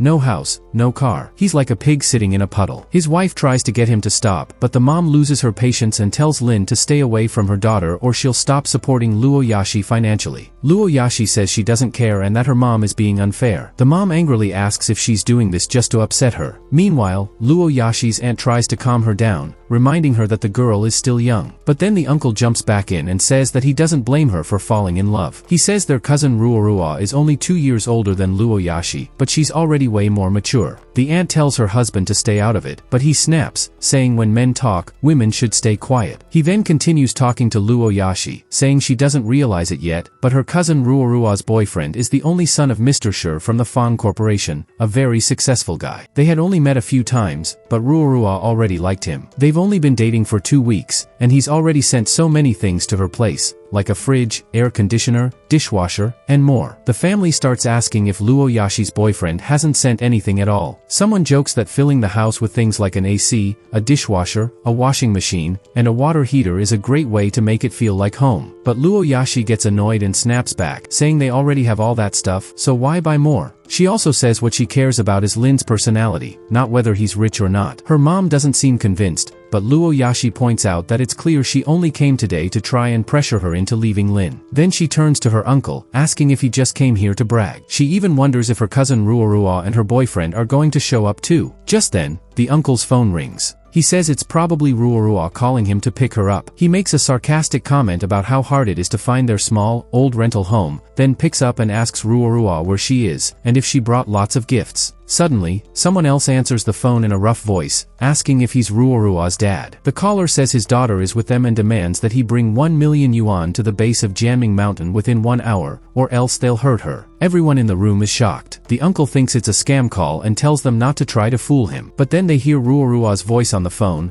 asking her dad to hurry and bring the money. That's when the uncle realizes the situation might actually be real. The person on the other end of the call dares them to keep doubting it, saying he can make her scream again to prove it. Ruorua then cries out for her mom and dad to come save her, saying they don't have much time. Luoyashi's mom starts panicking, saying they should call the police right away. But the aunt says no, They can't call the police or the people holding Ruorua might get aggressive. The uncle asks what they're supposed to do now, saying they don't even have 1,000,000 yuan. It's all their life savings. His wife asks if the money is really more important than their daughter's safety. She's desperate, trying to understand why this is even happening. She asks, wasn't Ruorua supposed to be with the CEO's son from the Fong company? How did this happen? Our main character quietly comments that maybe they never even met the CEO's son. But the uncle angrily cuts him off, saying they'd never met him because he was probably too rich and hard to reach. They start wondering what to do next and think they should contact the Fong company, hoping they might have some answers or even help with the money. But the aunt says they couldn't trace the phone call, and now it seems like they're on their own. She asks what they can do if they have to pay this amount themselves. Crying, the wife says that their daughter matters more than anything and asks how her husband can still hesitate. The uncle looks away, clearly torn. He seems to think that if they manage to save Ruorua, maybe she'll still be able to marry into that wealthy family, and everything will be worth it in the end. Meanwhile, our main character remembers that during the phone call, he heard motorcycle noises and wind. He starts wondering, why would someone hold a person outside like that, with background noise and such a calm voice? It doesn't really feel like a real kidnapping. Luo Yashi then walks up to Lin and says she's really sorry about everything that happened today. She tells him she'll make it up to him later. Lin replies that it's fine and says he'll just come back another day to help with her move. Bai Jia, her aunt, is worried they might not make it and asks if he could just drive them, saying they'd even pay him more. Our main guy senses some tension. Luo Yashi's uncle jumps in, saying, if he's really Luo Yashi's boyfriend, what's the big deal in helping out a little without asking for money? But the aunt scolds him and says there's no time to argue, she's scared something bad might happen. Luo Yashi tells her aunt she understands she's scared, but paying a ransom is risky, and Lin shouldn't be dragged into it. She believes the best way to handle this is to call the police. The aunt, shaking and crying, says if anything happens to her daughter, she'll never forgive them. She only has one daughter, and she's a good and obedient girl. Then he turns to Lin and asks if he's really a man. If he doesn't want to drive, then at least lend them his car. But Lin calmly says he's sorry, he can't do that. He really can't afford to lose his car. Frustrated, the uncle grabs his wife and walks away, saying, forget it. If he doesn't want to lend it, whatever. It's not like I care about his cheap car. They decide to just take a taxi. But when they get downstairs, he asks why there are no taxis around. His wife says it's peak hours, so it's hard to find one right now. The uncle thinks out loud, wondering if they could just borrow Lin's car again, but jokes that the guy's probably too stingy, saying, his car must be his life. Then they notice a cool sports car parked nearby and start admiring it. Someone says if they could use that, they'd definitely get to the bank fast. They all agree, whoever owns that car must be super rich. Luo Yashi's mom remembers seeing it earlier and says it's a limited edition. It's the kind of car someone would dream of owning for life. Just then, Lin casually shows up and unlocks the car. Everyone freezes. Luo Yashi's mom and uncle are stunned, realizing this might actually be his car. Nervously, the mom walks up and asks Lin if it really belongs to him. He calmly says a friend let him borrow it for 2 days. When she tries to ask more, she's left speechless, thinking this car must be worth tens of millions. What kind of friend would lend something like that? Now even more curious, she grabs her daughter and asks, is your boyfriend secretly rich or something? But Luo Yashi stays cool and says Lin just doesn't like showing off, he's very low-key. Her mom then asks where she's moving to. Luo Yashi replies calmly, to Dragon Village number 1 in Dajin. That shocks her mom. She blurts out, isn't that the super mansion worth over 300 million yuan? The uncle jumps in too, saying there's no way anyone could rent a place like that, and asks if they really bought it. Luo Yashi casually asks, what are you even thinking? That's when her mom and the others start realizing they might have judged Lin too quickly. They're now thinking, wait a second, this guy can afford a mansion and drive a luxury car, and we treated him like that? The richer someone is, the more careful you have to be, right? So they all rush over to Lin to apologize. Even her mom calls him Mr. Lin and asks him not to take it personally. One of them says, why would you be mad? The uncle, who now seems a little embarrassed, says, we said some things we shouldn't have. We're really sorry. It wasn't on purpose. Luo Yashi's mom adds, we're old now, we just weren't seeing things clearly. Meanwhile, the aunt is thinking about something else. She nervously walks over to Lin, gets down on her knees, and with tears in her eyes, begs him to take her to rescue Ruorua. She says she's willing to pay anything. None of the apps are working, and she can't even call a taxi. She's scared that if they wait too long, something might happen to Ruorua. Lin nods and says, alright, I'll take you. Just then, Luo Yashi steps in, worried. She tells him, this could be too risky. What if it's dangerous? But Lin gently pats her on the head and tells her not to worry, he'll be careful and to just wait for him at home. He still believes the kidnapping might not be real and is curious to see how it all plays out. He tells the aunt to hop in and fasten her seatbelt. Meanwhile, the rest of the family rushes over, still apologizing. Luo Yashi's mom thanks him again and calls him a kind person. The uncle asks if he's accepted their apology. But before anyone can say more, Lin hits the gas and drives off. They call after him, shouting, "Please wait, Mr. Lin. We're truly sorry." Now in traffic, the aunt is stressed out. She asks, "Why are there so many cars? Can we still make it?" Lin calmly tells her not to worry, he's got other ways. In his mind, he activates a special driving skill using his system. He tells the GPS to find a route with the least traffic, even if it takes a few detours. The GPS responds with a new plan, estimated arrival time, 2 hours. The aunt panics. 2 hours? But he reassures her, "Don't worry, we'll get there on time." Then, like a pro, he speeds up, swerving perfectly through traffic, every move smooth and precise. They're moving so fast, the aunt nearly loses her balance and has to hold on tightly. Lin asks, "Should I slow down?" But she says, "No, please go faster. We can't let anything happen to Ruorua." With her shouting and him focused, they race toward their destination. Cut to the mountain where the ransom is supposed to happen. They arrive 5 minutes earlier than expected. Lin calmly gets out, but the aunt is still out of breath from the intense ride. After collecting herself, she calls out, "Ruorua, where are you? Don't be scared. Mom's here to bring you home." Lin notices someone approaching. It's Ruorua, arriving on a motorcycle. He's surprised she got there so quickly and thanks her. Her mom is completely shocked, unsure of what just happened. She asks, "Is that really Ruorua? And is this Mr. Sure, the guy you left with?" She starts to wonder if maybe Ruorua doesn't even recognize her boyfriend anymore because she remembers him looking very different. Still confused, her mom says the guy in the photo looks nothing like this. She asks Ruorua if she's okay and says maybe she jumped the gun by assuming it was a kidnapping. Ruorua just casually hands her a peanut and grabs the suitcase her mom had, yes, the one carrying 1,000,000 yen, and walks off with her boyfriend. Ruorua asks him if that much money is enough. He's all smiles, saying he can use it to make even more and promises he'll multiply it with interest. Ruorua's mom is completely lost. She asks, "What's going on? Why are you dressed like that? Are they threatening you or something?" But Ruorua tells her not to worry. Now that her mom's here, no one's going to mess with her. Then the boyfriend speaks up, saying Ruorua didn't lie. His family really does own a business, and if she stays with him, she'll never go hungry. They can even enjoy life together like it's a movie. Ruorua confidently adds that she hopes her mom finally gets it now, that she's been lying from the start. Her mom drops to her knees in shock, tears streaming down her face. She cries and asks, "How could you turn out like this? We worked so hard to raise you right." Ruorua doesn't seem too bothered, tries to comfort her mom, saying maybe she should call home since everyone must be waiting. Then Ruorua points at Lin and asks who he is. Lin says calmly, "I'm just a friend of Luoyashi." Ruorua smirks and says, "So this is the guy my dad wants me to embarrass?" Just then, a notification from Lin's system pops up. His new mission is to start a counterattack. The system even hints that Ruorua, the confident girl, has become interested in him, and her current favorability rating is 10%. Lin thinks, if I can win over Yashi, maybe I can handle this girl too. But then another character shows up, a red-haired guy looking annoyed. He asks, "How long are we going to drag this out? Either give me the money or let's race." He's introduced as the young master of the Cheyenne group and clearly ready to stir things up. He mocks the group, asking if they're ready to lose. Ruorua is frustrated and wonders why everything has to turn into drama. Her boyfriend steps forward and tells the red-haired guy that this time, he's confident he'll win. He even shares his strategy. Avoid him on the curves and pass him on the straights. His bike, he claims, is better. The referee signals the start of the race, and both riders get ready. Ruorua's boyfriend is full of confidence, saying, "Watch this, I'll beat you easily." But the moment the race starts, it ends just as fast. Kai Cheyenne, the red-haired guy, wins. Ruorua's boyfriend is stunned. "How could I lose?" he mutters. Ruorua tries to comfort him, saying it's just a small loss and next time will be better. But Kai points at Ruorua and says, "You think a few 100,000 is enough to buy me off?" Then he laughs and says, "I'll accept the bet, Ruorua's mine now." He even jokes that he heard her boyfriend never touched her, so maybe it's time to find out. Ruorua is caught off guard and stumbles. Kai keeps mocking them, asking if her boyfriend realizes he just lost her in a bet. The crowd is stunned. Even the throws away his lollipop in disbelief. The boyfriend is left speechless. Ruorua's mom looks horrified. Meanwhile, Lin is just watching it all unfold. Kai tells him he doesn't understand how this world works and that from now on, the rules have changed. If he doesn't follow them, he'll be crossing a line he doesn't even understand. Ruorua, clearly upset and furious, walks up to the guy she used to call her boyfriend and asks if he really bet on her without even asking her first. She says he's lost his mind, but with a crazy look in his eyes, He tells her he didn't just bet her, he sold her. Then he smugly adds that this time, Kai Xian is also betting on his own girlfriend, but complains that it's unfair since his girlfriend is way more attractive than Ruorua. He even complains that she never let him get close to her, and sarcastically asks if she really thinks she's worth that much. Ruorua, now beyond angry, tries to hit him, but Kai stops her. He tells her not to hit anyone, grabs her arm, and tells her to get on the motorcycle and call him master. Ruorua, clearly scared, says she doesn't want to. Her mom steps in, shouting for him to let go of her daughter. She warns him he's breaking the law and says she'll call the police. But Kai just laughs and says that this lady clearly doesn't understand the situation. He then turns to Ruorua and tells her to decide, does she want to call the police? Ruorua stays silent, saying nothing. Her mom, more worried than ever, demands that they let her daughter go. But then Kai suddenly slaps Ruorua's mom. The onlookers are shocked that he just hit her. Kai, completely unfazed, looks at Ruorua's mom and says she actually looks pretty too. Then he wonders out loud why they can't both be his models. Ruorua angrily tells him not to touch her mom again. Her mom notices that Ruorua still cares, even if she's not showing it fully. Kai smirks and says he likes that energy. He demands they both call him master. At this point, our main character finally speaks up, asking why everyone's been silent for so long. He apologizes for the interruption and says that while, yes, technically Ruorua lost the bet, if Kai wants to take both Ruorua and her mom as part of the prize,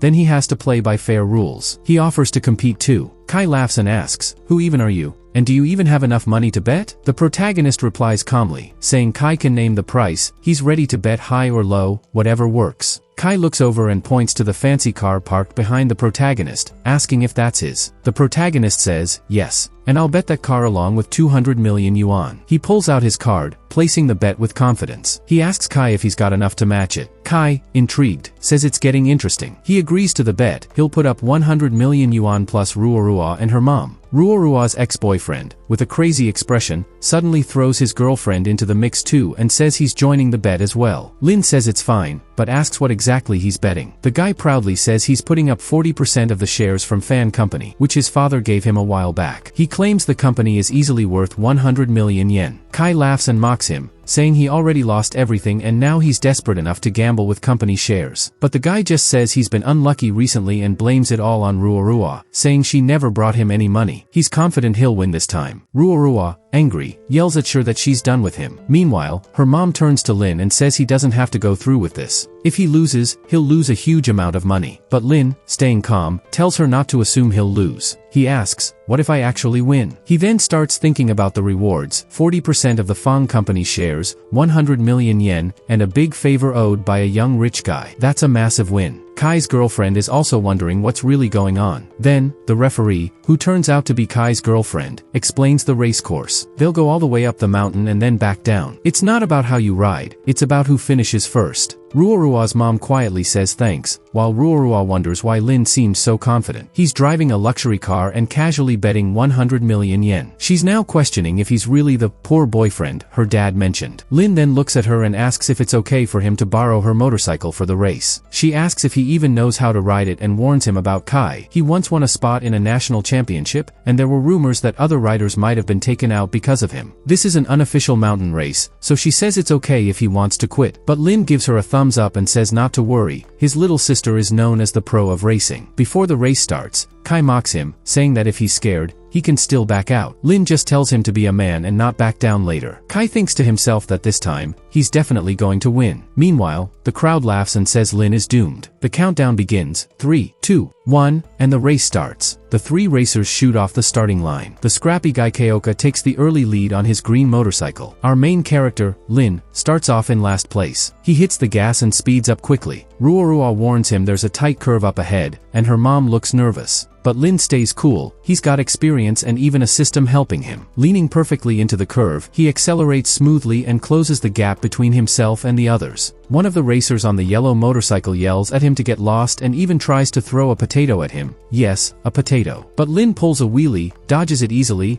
and Ruorua shouts, "That was awesome." Lin finally moves up into second place. Kai realizes he's been caught but acts like it doesn't matter. He says he'll handle it at the next curve. Lin starts thinking that Kai might try to block him, but he's ready to pull out his magic tricks to deal with it. Suddenly, Lin pulls off an insane downhill maneuver, almost defying the laws of physics. It looks impossible, and the crowd watching is completely shocked. Lin laughs and tells them to stop staring and pay attention to the road. The other racers almost crash headfirst into a wall. Kai manages to avoid it, but the guy on the yellow motorcycle isn't so lucky. He goes flying off the track. Lin is now in first place, and it looks like nothing can stop him. Kai, now furious, thinks he can't let this happen. He hits the nitro boost on his bike and speeds up fast. As he closes in, he says he doesn't just want Lin to lose, he wants him completely out of the race. Kai tries to hit Lin's back tire to throw him off balance. Ruorua screams in fear, but Lin pulls off an insane move, spinning around 180 or maybe even 360 degrees, and somehow turns his tire into a ramp.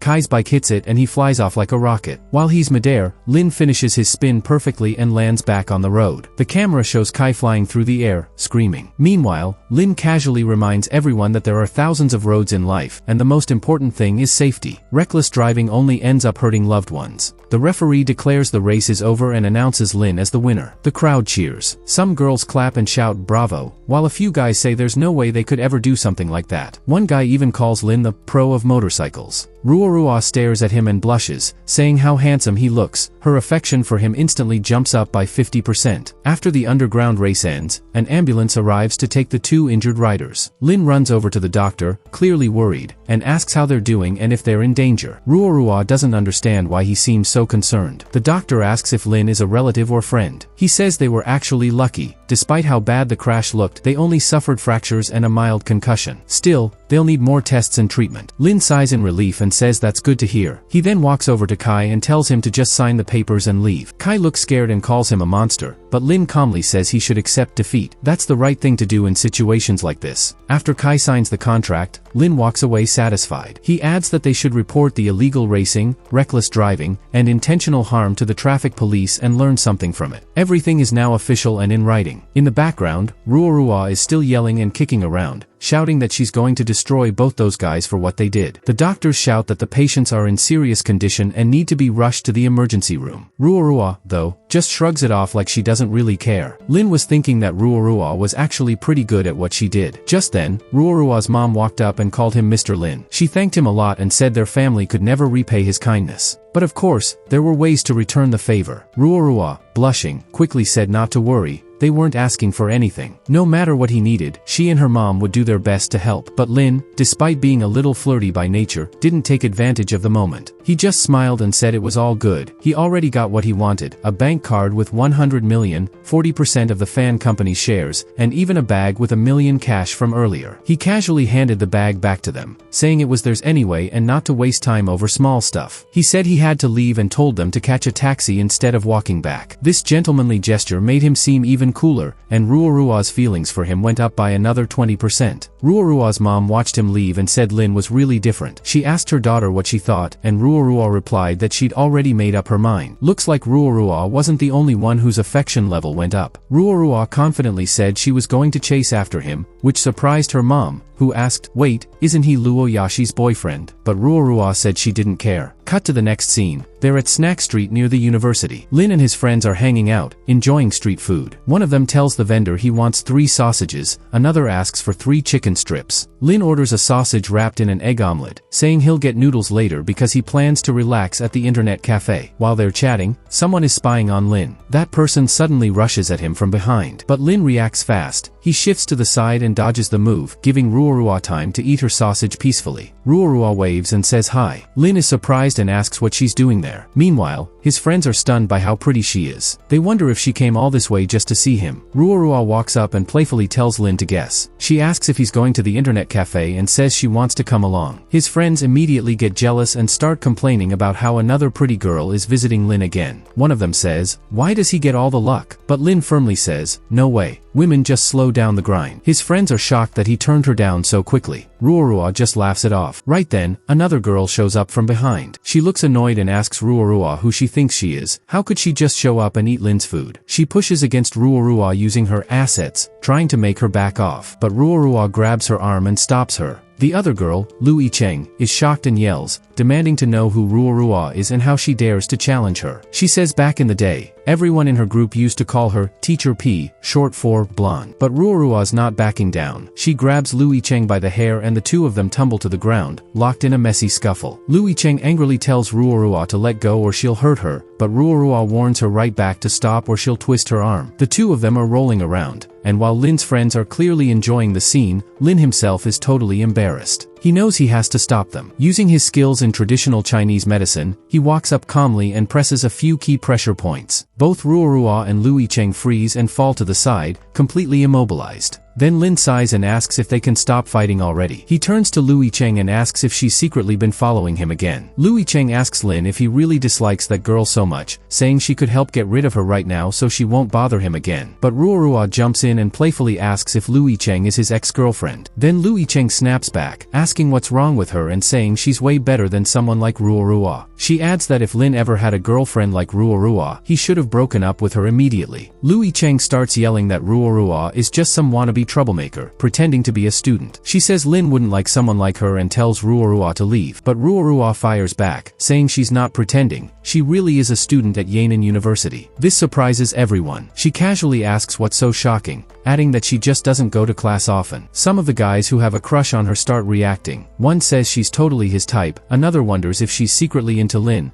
and another says she seems a bit bold but very attractive. Ruorua winks at Lin and says she goes to Yan'an University too, and that seeing him there motivated her to show up more. Lin sighs to himself, thinking, well, at least it's useful for making money. He still isn't sure where things stand between him and Luoyashi. Just then, his phone rings. It's Yuxian calling. She asks if he's already there. Lin asks where she means. She reminds him about the museum exhibition happening today and asks if he forgot. Lin suddenly remembers. He had promised to go to the opening of the cultural relics exhibit. He quickly plays it cool and says of course he didn't forget, that he's already changed and is heading over now. Yuxian is relieved and says it's great because he's the main shareholder. If he didn't show up, she wouldn't know what to do. Lin apologizes to his friends and tells them something came up and he has to leave for a bit. He says they can still head to the internet cafe and enjoy the night on their own. One of them jokes that he better not come asking for their help later. As Lin walks over to grab a bike, he wonders why he doesn't just use it more often. Ruorua shows up beside him and asks where he's going. She offers to drive him on her motorbike, but he politely declines, saying he can manage on his own. Then Ruorua cleverly brings up the acupuncture moves he did earlier, asking when he'll teach her. Just then, Lu Yicheng yells at him to let her go, clearly annoyed. Lin gets frustrated too. She's so loud that he feels like his head is spinning. He tells her to calm down and says he can teach her, but only if she catches up on all the school subjects she's behind in and passes the level 1 Mandarin test and gets her foreign language certificate. Ruorua pouts, clearly not happy with the deal, and chases after him, asking if he can at least make the requirements a little easier. People nearby watch the whole thing and joke that they wish a beautiful girl would chase them too. Meanwhile, Lu Yicheng watches from a distance, clenching her fist in frustration, thinking, she could have been mine, and I let her go. What an idiot. The scene shifts to the Yan'an Museum. A big crowd has gathered for the Cultural Relics exhibition. Everyone's excited, and a few people start talking to Yuxian. One person says she's a young and promising director. A girl comments that the museum has really improved under her leadership. Someone else says they envy Director Xia for having such an amazing daughter. Just then, a man walks up to Yuxian and says his last name is Yang. Someone invited Yuxian to dinner, but she politely said she had already eaten and was on a diet, so she couldn't accept. But the enthusiastic lady didn't give up and said it was fine. They'd made a reservation at a 3-star restaurant, and someone as elegant as Director Xia deserved only the best. Meanwhile, our main character finally spots her. One guy nearby, clearly clueless, thinks he should act quickly before someone else wins her over. Our charming main character shows up next to Yuxian and greets her. She's happy to see him and asks what he's holding. He says it's a sausage from a barbecue stand near the university. She seems curious and asks for a bite. That same clueless guy laughs and says it's ridiculous. How could someone like Lin treat a wealthy girl like Yuxian to something that costs just 2 yuan? He thinks Lin must be out of his mind. But Yuxian surprises everyone by saying she's never tried it before and always wanted to. She takes a bite, and with a happy smile says it's really good. Lin nods and says it's one of his go-to spots,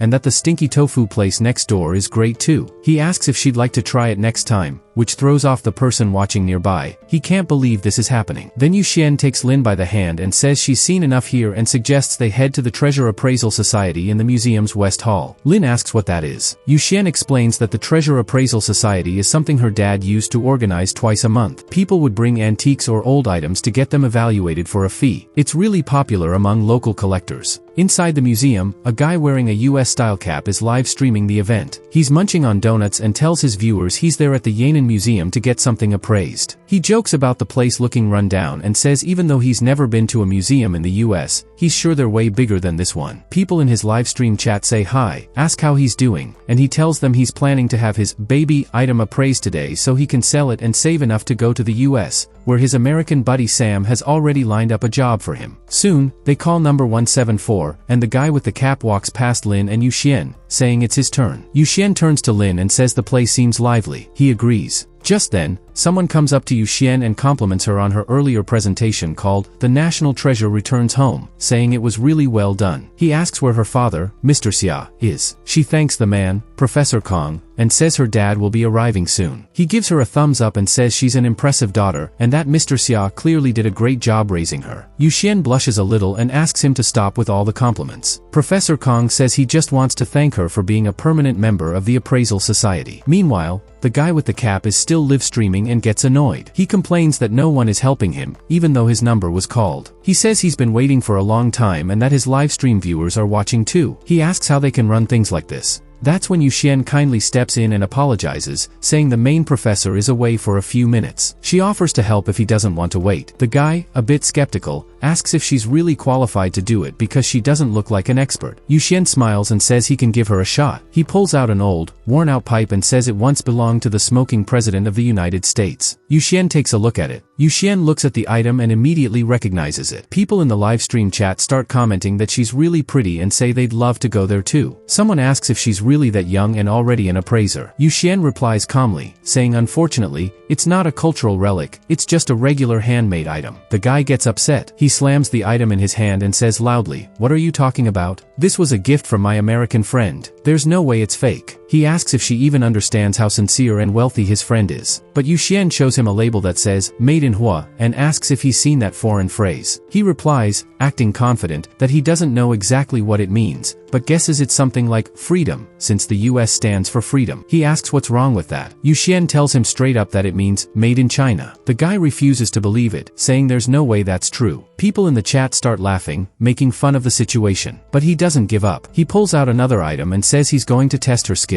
He wants her to identify the origin of a porcelain piece, how old it is, and if she gets it right, he won't say anything else. He insists that the pipe from his American friend must be authentic. But before Yuxian can finish her analysis, she already notices something off. The color of the glaze looks too fresh and modern. So she calmly says that this one is also most likely a replica. The man loses it again, calling her clueless and saying she can't possibly be an expert. He starts getting rude, but Yuxian stands her ground and tells him to watch his words, otherwise, she'll ask security to remove him. He says, "What? Call security? I paid 500 yuan for this appraisal. If anything, I'll call the police." Right then, the senior appraiser comes back and asks what's going on. Yuxian explains that the man brought in a fake porcelain piece. The guy quickly turns to his audience and starts ranting that she's not even a real professional. He brags that he's a big live streamer with 30,000 followers and asks if she knows who she's dealing with. The older appraiser steps in and tells Yuxian she did a good job, but when it comes to treasure appraisal, she still has a way to go compared to her father. He explains that a good treasure appraiser doesn't just know objects, they know how to read people too. He adds that while this item doesn't have any obvious flaws, there's also no real proof it's fake. He says, just give him a certificate, which surprises Yuxian. She asks, wait, are you being serious? The appraiser smiles and explains that back in the day, he and her father had to work together, using strategy and flexibility to build their reputation and keep things running smoothly. The guy with the item, now acting all smug, says, see, I told you it was real, and awkwardly apologizes. Some people in the live stream started commenting that the porcelain, which was claimed to be worth millions, might actually be fake. They wonder if that girl really knows how to recognize cultural artifacts. Meanwhile, the appraiser tells Yuxian that he's doing all this for her. He says, if she wants to run the museum properly, she needs to understand how important it is. This place is the result of her family's hard work over many years. He adds that the porcelain seller, Cecil, was about to sell the item to her,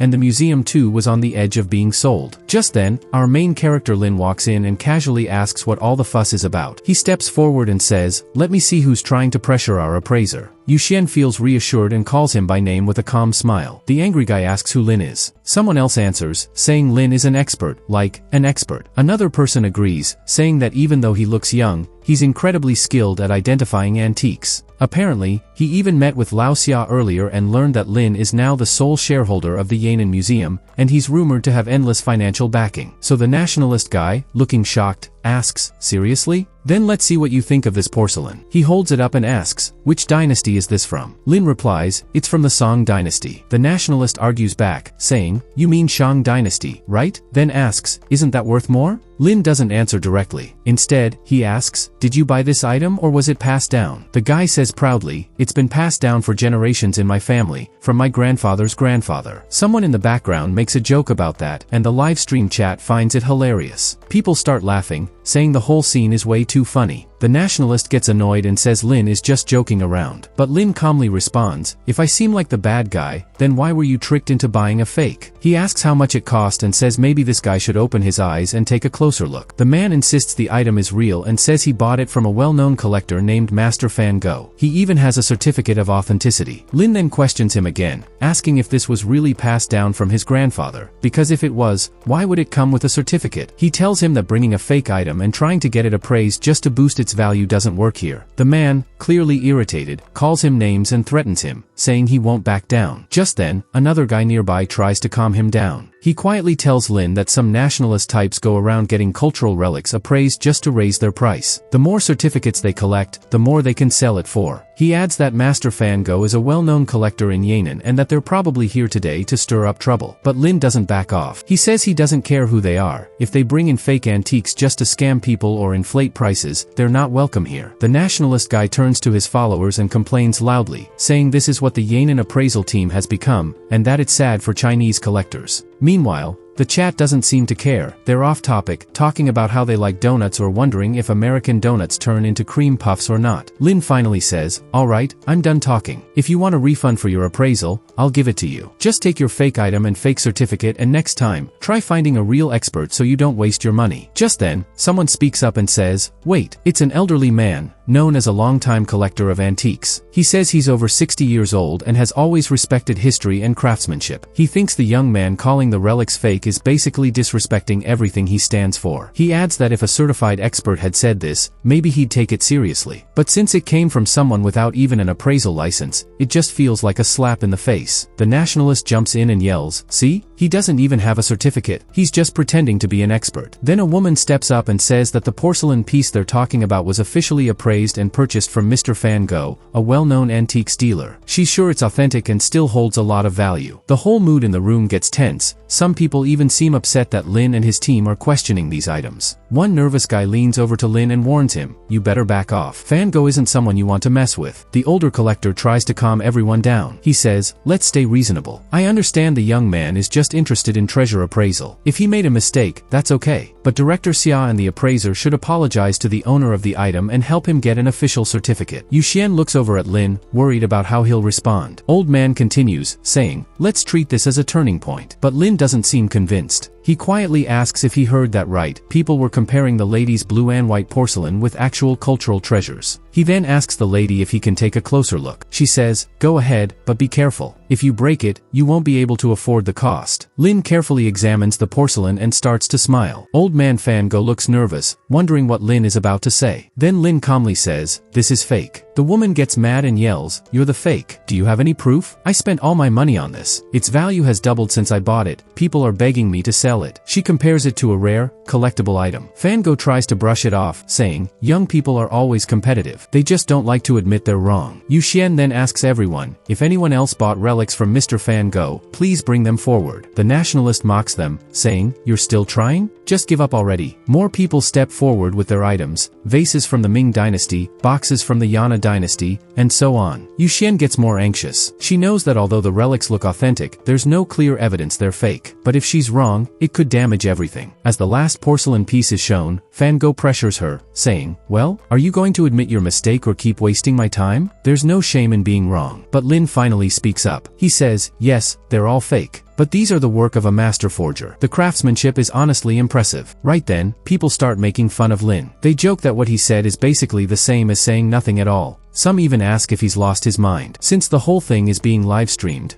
The nationalist laughs and says Lin is going to be the biggest joke of the year. Meanwhile, Yuxian decides to admit he was wrong and apologizes. But old man says that the young guy caused such a huge scene over something small. Now, a simple apology isn't enough. Yuxian asks, "What do you mean?" Peter explains, he said all the relics are fake. So now he needs to show evidence. If he can't, everyone he insulted deserves an explanation. People around them start agreeing, saying, yeah, if he can't prove it, then he should buy the items at double their price. Another person jokes, well, if he's willing to buy at double the price, I don't care if mine are fake or not. The old man speaks up, saying he doesn't expect anything, but being treated this way in the Yanjiang Museum feels really disappointing. He even reminds director Xia that she once said she wanted to buy some of his collection for the museum. If she still wants them, he'll happily forget what happened today. As for Lin, he says, if he kneels down and sincerely apologizes, just 3 respectful bows, we can call it even. Yuxian quickly steps in and says, that's too much, Mr. Fan go. But her boss stays calm and says, it's okay. If I have the proof, I'll show it. Then let's talk about prices. He turns to Fango and asks, how much would you pay if I prove they're fake? The old man is caught off guard and asks, wait, why are you negotiating? Are you saying you do have proof? Lin responds, no, you misunderstood. You think I'm desperate to prove something? That's just setting a trap. If someone pushes too hard, it starts to look suspicious. Fango gets nervous because Lin isn't reacting the way he expected. He tries to turn the tables, saying that if Lin wants to make a bet, then he needs to come up with real terms. Otherwise, why should he accept it? The nationalist shouts angrily, this guy. He still hasn't shown proof, but acts like he's won. Lin calmly says, actually, I do have proof. Want to see it? Everyone is shocked, and people in the crowd start whispering, let's go. Make the bet. The old man says, wow, I haven't seen someone this bold in years. He agrees to bet half of his personal collection, something everyone knows is nearly as valuable as a full museum. Fango adds, my collection is worth at least 1 billion yuan. That's enough to buy the entire Changpura Museum. He then says they'll begin right away. He mentions that while carbon-14 testing is accurate, it takes too long. So instead, they'll do something faster. He asks someone to bring him a hammer. People are confused. What's he going to do with a hammer? Someone says maybe he's going to check the inside of the artifacts. Another person jokes, is he really buying into those rumors about secret stamps used by master forgers? Others laugh and say, let him smash them. If he's wrong, he's got to pay double anyway. Fango hasn't reacted yet, but someone reminds everyone that it's usually him who sets the market value for these antiques. Finally, he says, alright, I'll use this hammer to break any relics I believe are fake. If I'm wrong, I'll pay double for the damage. But if I'm right, you'll see the truth. Worried, Yuxian tries to say but Lin says, not to stress. Deep down, she thinks Lin is really incredible. No matter what kind of situation he faces, he always stays calm. It feels like nothing in the world can stop him. Her admiration for him keeps growing. Her favorability toward him just jumped by 82%. Lin then declares he's ready to begin. One of the women nearby wonders if he's really going through with it or if he's just being overly confident. An older man comments that while Lin might have some skills, they're not much. He says Lin plans to look at the cross-section of the relics to prove they're fake. If they were poorly made copies, that might work. But, unfortunately, the man admits that he made these fakes himself, so there's no way any flaws will be found. He thinks to himself that although he's known as a big-time collector, that's just his cover. In reality, he's one of the top forgery experts in the entire antique world. His skills are so polished that even certified appraisers can't tell his work is fake. And now, this kid is trying to expose him? Ridiculous. Still, like most master forgers, he always leaves a small mark on each piece, kind of like a signature, out of pride. But these marks are tiny, barely the size of a fly, and only he knows where they are. Trying to find them with a hammer? That gives Lin barely a 5% chance of success, so he's not worried at all. Then Lin starts smashing the relics. One breaks, and everyone cheers. The nationalist laughs and says he paid 3 million for that porcelain. It's crazy that Lin actually destroyed it. The nationalist walks up to check if anything useful can still be read from the broken piece. A woman nearby says probably not. Another adds that Master Fan Go must be right, and that the guy smashing these antiques is just wasting money, especially when his daughter's medical bills are already so high. Fan Go picks up one of the broken pieces and says, look, the color of the cross-section is white and grayish, with a dull yellow tint. And with this thickness, it's definitely authentic. The crowd agrees, saying, just as expected, Master Fango is never wrong. A woman asks if the relic isn't worth a few million, suggesting it could easily sell for 100 million. Fango just laughs, knowing the crowd is buying into it. Meanwhile, Lin keeps going, smashing a $13 million relic, then another worth 25 million. The crowd cheers him on, thinking he's doubling down and doing it fearlessly. But behind the scenes, Fango is almost laughing to himself. He thinks Lin is blindly destroying everything without without purpose, not realizing that the real proof lies in one final piece, the one with the mark of Tang Songhai. Fango moves in, casually asking Lin how it's going. Just then, Fango tosses a shard to distract him and quickly grabs the final marked piece. Now holding all the broken pieces, Fango smiles. In his mind, this is checkmate. He's collected every bit of evidence he needs, and victory is finally within reach. Fango's assistant walks over and asks, "Well, have you seen enough? Where's your proof?" Lin calmly says, "Honestly, the craftsmanship is excellent. There are no clear flaws, not even in the cross-sections. Whoever made these was clearly a master." Fango laughs and says, "So, you're saying there's no proof?" That's when Peter jumps in and says, "Well then, he lost. Time to pay up. That porcelain alone is worth more than 100 million. He owes double." The woman adds, "And don't forget, my blue and white porcelain from the Qing dynasty is worth 120 million. Now everyone starts shouting, demanding that Lin pay for their relics too. Lin walks up to Fango and asks if these fake relics are really worth that much. Yuxian is confused. She has no idea what Lin is trying to do. But Fango confidently says yes, that's the correct price. Suddenly, some broken pieces are thrown out, and marks on them start to appear. Fango is stunned. He doesn't understand what just happened. People in the crowd get nervous. These marks might actually be proof. Yuxian stands silently, watching everything unfold. Then the main character steps forward and says, "Here's your proof," while casually tossing the marked fragments into the air. Everyone gasps. They can't believe it. They notice the fragments of Song dynasty porcelain have seal markings, and another piece from the Qing dynasty shows similar signs. Peter blurts out that it's impossible, leaving everyone shocked. Panicked, Peter runs over to Fango, who's visibly shaking. His legs are trembling as he quietly asks when and how this all happened. Lin asks if he's sweating too much and jokes that the pieces aren't in his pockets, so there's no point looking anymore. He says that the old man's reaction speed is slower than a sloth. The older man, now anxious, asks what Lin is doing. Lin replies that while these cultural relics look real, they're way too perfectly preserved. Even national museums don't have relics in such perfect condition. He says it's not that the forger didn't know what he was doing, it's that he was too full of himself. The forger thought no one would ever catch on, and that kind of arrogance shows in his work. Lin says all the pieces probably came from the same person. People in the crowd are starting to realize they've been scammed. One guy with a shocked expression tries to deny it, saying Lin's not talking about him. Then he suddenly says, "Even if you're right, how did you know about the marks?" Lin calmly says he didn't know anything for sure. He was just breaking the pieces to watch how the guy would react. And sure enough, he panicked and started grabbing all the fragments. Lin says it's the first time he's seen someone literally collect evidence against themselves. The man is speechless. Lin smiles and says, "It's only a few 100 million, right? So now they want to ruin me for that?" He says the appraiser only called the relics real because he was clearly scared. Yuxian lights up with joy. She calls out Lin's name, thinking how amazing he is. Her admiration goes up another 3%. Then the crowd turns on the old man. People start demanding that he pay up, saying they spent money they needed for things like medical bills. One guy says that if he doesn't pay the 100 million he owes, he shouldn't expect peace. Lin steps in, saying not to rush things. There's still a lot he needs to answer for. In the middle of all this, Yuxian suddenly hugs Lin from behind. With tears in her eyes and her face slightly red, she tells him he really scared her and asks him not to do that again. Her affection for him goes up by another 5%. At that moment, the system notification appears. It says that Yuxian's favorability has hit 90, and the first stage of the counterattack mission is complete. It shows that 6.8 billion gold was spent, and 10%, which is 680 million yuan, has been refunded to his personal account. No inflation here. All his attributes are now level S, and he can pick one of 3 special skills. Skill C, Study Mastery. Skill SS, Geomechanics. Skill B, Horse Riding. Lin is amazed. He says, "Wow, 680 million?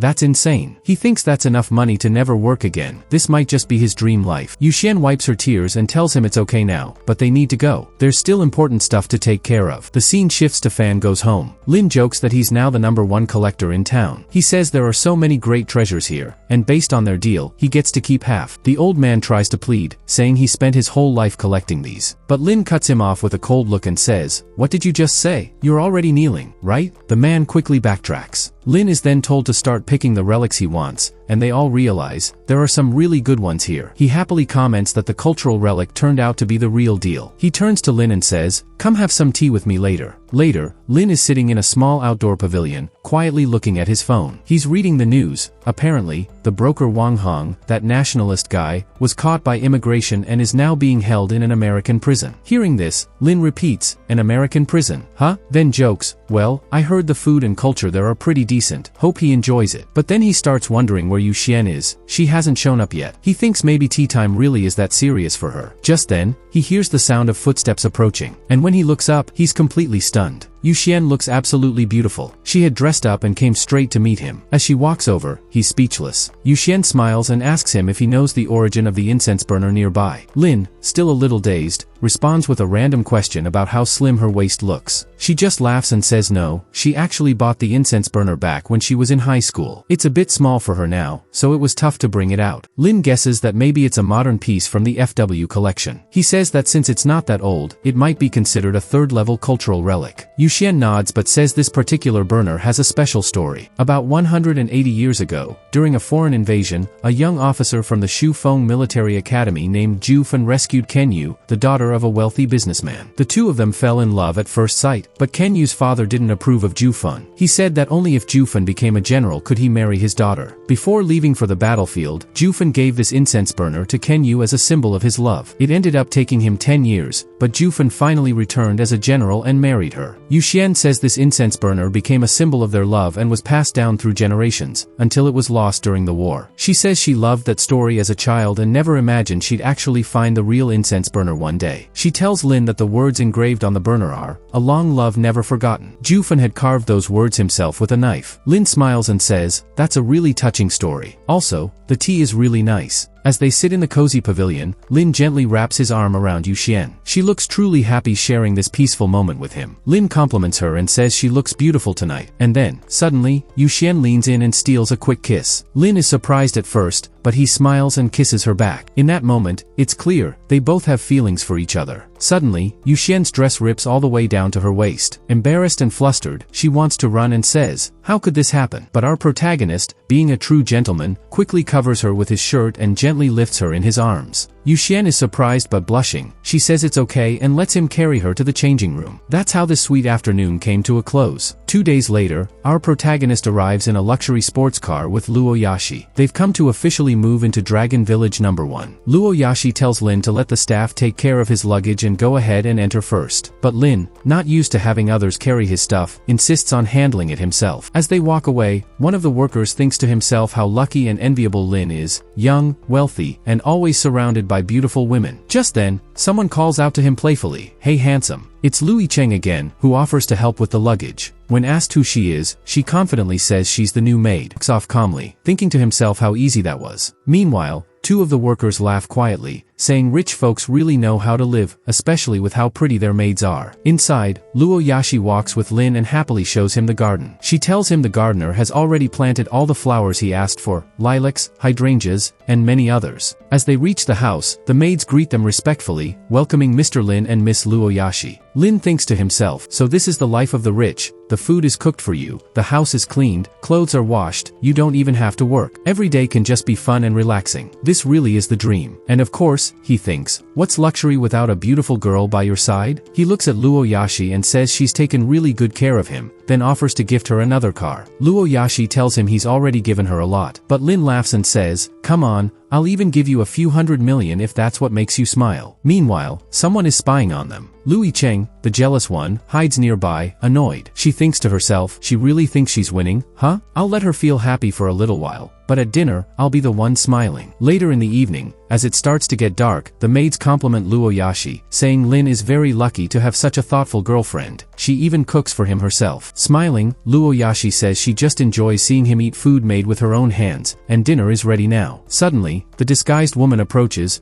wearing a face mask so she won't be recognized. She offers to help serve the food. Luoyashi asks if she's new and why she's wearing a mask. The woman says she just has a slight cold, nothing serious. Luoyashi says her voice sounds really cute and asks how old she is. The woman replies that she just turned 18, which leaves Luoyashi a bit surprised, but she turns away and tells her to take the dishes up to the master bedroom on the second floor. As she carries the food, the disguised woman quietly pulls something from her pocket and sprinkles it over the dishes, thinking, alright, it's done. Just wait and see. She grins to herself and thinks, tonight, once they're relaxed, I'll finally have my moment with Lin. I'll give him the kind of happiness he's never had before. After all, men are pretty easy to please when the timing is right. As she wakes up, Louis Cheng thinks to herself that once he sees her again, he'll definitely accept her. She might be a little over the top, but she's hopeful. But as she walks downstairs, she overhears people asking if anyone has seen a suspicious woman. The guards are looking around, blaming each other for letting someone in without checking their identity. They're told to keep searching, which instantly makes Louis Cheng nervous. Thinking she's been found out, she quickly runs through the hallway, trying to find a place to hide. She's frustrated that all the doors are locked and realizes the only open room is the master bedroom. She slips in and hides under the bed. A moment later, Lin walks in with Luo Yashi, and she tells him to try the food while it's still hot. Louis Cheng, still under the bed, realizes it's them. Luo Yashi playfully says they should eat on the bed. From her hiding spot, Louis Cheng thinks this is the perfect moment. Once Lin eats the food she tampered with, he should get drowsy. While they're eating, Luo Yashi happily tells Lin that she personally caught the fish they're having. He says it tastes really tender and thanks her by saying he'll give her a sausage in return. Laughing, she replies that it's really sweet, and jokes back, "Are you sure your sausage is ready?" He responds playfully, saying that whatever she serves him is always sweet. Louis Cheng, hiding below, gets flustered and confused by what they're saying. She starts to worry, why haven't they gotten sleepy yet? Could the special mix not be working? Just then, a maid walks in and tells Luo Yashi that the security team didn't catch the fake maid, but they found a suspicious bag she left behind. Yashi tells the maid to inform the team not to let this happen again. Louis Cheng, still hiding, realizes it's her bag and starts to panic. When Luo Yashi opens the bag, she pulls out a bunny costume and asks Lin if it's what she thinks it is. He nods, and they both realize that Louis Cheng must have sneaked into the villa wearing this.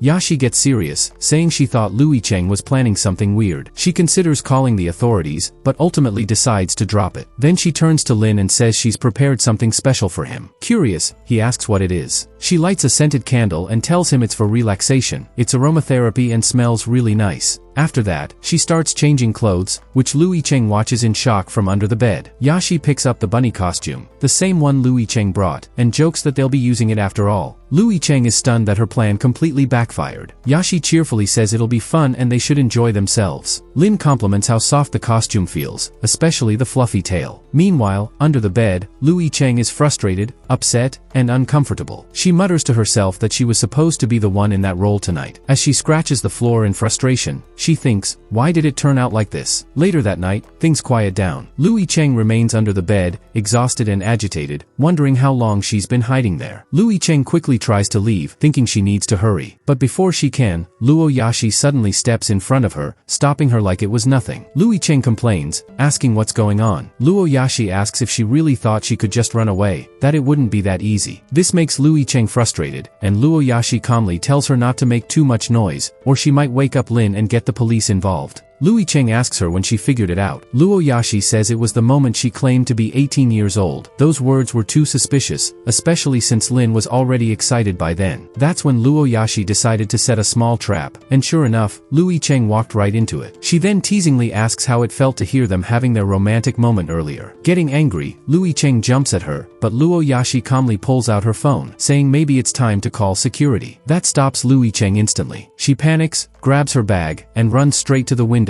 Without thinking, she jumps out, landing roughly after bouncing off some tree branches, still hitting the ground hard. From above, Luo Yashi casually comments, "That looked painful." Lin, half awake, asks what's going on. Yashi replies, "Nothing, just some annoying mosquitoes, go back to sleep," and cuddles closer to him. Meanwhile, Louis Cheng runs off, upset and desperate. She thinks things didn't go as planned at all and now she looks like a mess. She wonders if she's really no match for Yashi. But then she checks her bag and finds something unexpected. It's Lin's clothes. Actually, it turns out to be his underwear. Blushing hard, Louis Cheng embarrassingly holds it, her imagination running wild. She sighs, thinking she really can't give up on him. Feeling fired up again, she happily walks away, saying she's ready to try harder to win him back. Her internal system says her affection level has increased by 0.5%, now reaching 99.5%. Back in bed, Lin half wakes up, confused. He wonders what's going on and why his affection meter increased again, and why it suddenly has decimals. The scene shifts to 1 week later at a school sports event at Yan'an University. All the students are standing in line. One of the student leaders gives a welcome speech, saying it's an honor to speak on behalf of the student union. He shares that this event is about unity, hard work, and friendly competition. He encourages everyone to learn from each other and grow together. The crowd cheers, and now it's time for the entrance show from the kata department. Everyone watches as the department proudly makes their entrance. At the sports event, the history department is holding up a big sign, and a girl is in charge of carrying it. One guy watching says the girl is really pretty and asks if anyone knows her name. Another guy says he doesn't, but jokes that even though she's cute, she still doesn't compare to Lu Yicheng or Luo Yashi from the literature department. Just then, the literature department arrives, marching together, and the crowd starts cheering loudly, saying how beautiful they are. One guy even jokes that he's already thinking of naming his future son after Luo Yashi. Someone else laughs and tells him to wake up. He's clearly dreaming. The guy says, "My bad," just as a group of girls suddenly shout out excitedly toward Lin. Lin humbly waves and smiles at them. In another part of the field, three guys with dyed blonde hair are chatting. One of them asks if Lin saved a girl last month. Is that why he's so popular now? The other shrugs and says he doesn't know. But the third one, walking ahead, says it doesn't matter, it's just a few girls. These three are from the physical education department, and a group of excited girls nearby scream out the name, Peng Han, calling him hot and saying he's their future husband. Peng Han smiles and says that the attention today is all on him. The cheering is so loud that Lin covers his ears, asking what's going on. His friend with glasses asks who the crowd is cheering for. Someone explains that it's Peng Han, the rising star of the athletics department. They say that when he was in top shape, he could run 100 meters in just 10.25 seconds, and the school is training him to become a national athlete. Lin asks how he knows all this. His friend jokes that if he had to race against him, he wouldn't even know how many meters he'd fall behind. He doesn't stand a chance. Lin laughs, pats him on the back, and says he should just try his best. He'll be cheering for him. Time passes, and the race is about to begin. Athletes are stretching and getting ready. Meanwhile, the cameraman in charge of filming the race is arguing on the phone. He's distracted and apologizing, saying it's his fault for messing up. As he keeps talking, he hands his camera to Lin and tells him to hold it for a second. The person on the phone suddenly starts shouting, "Don't go, baby,"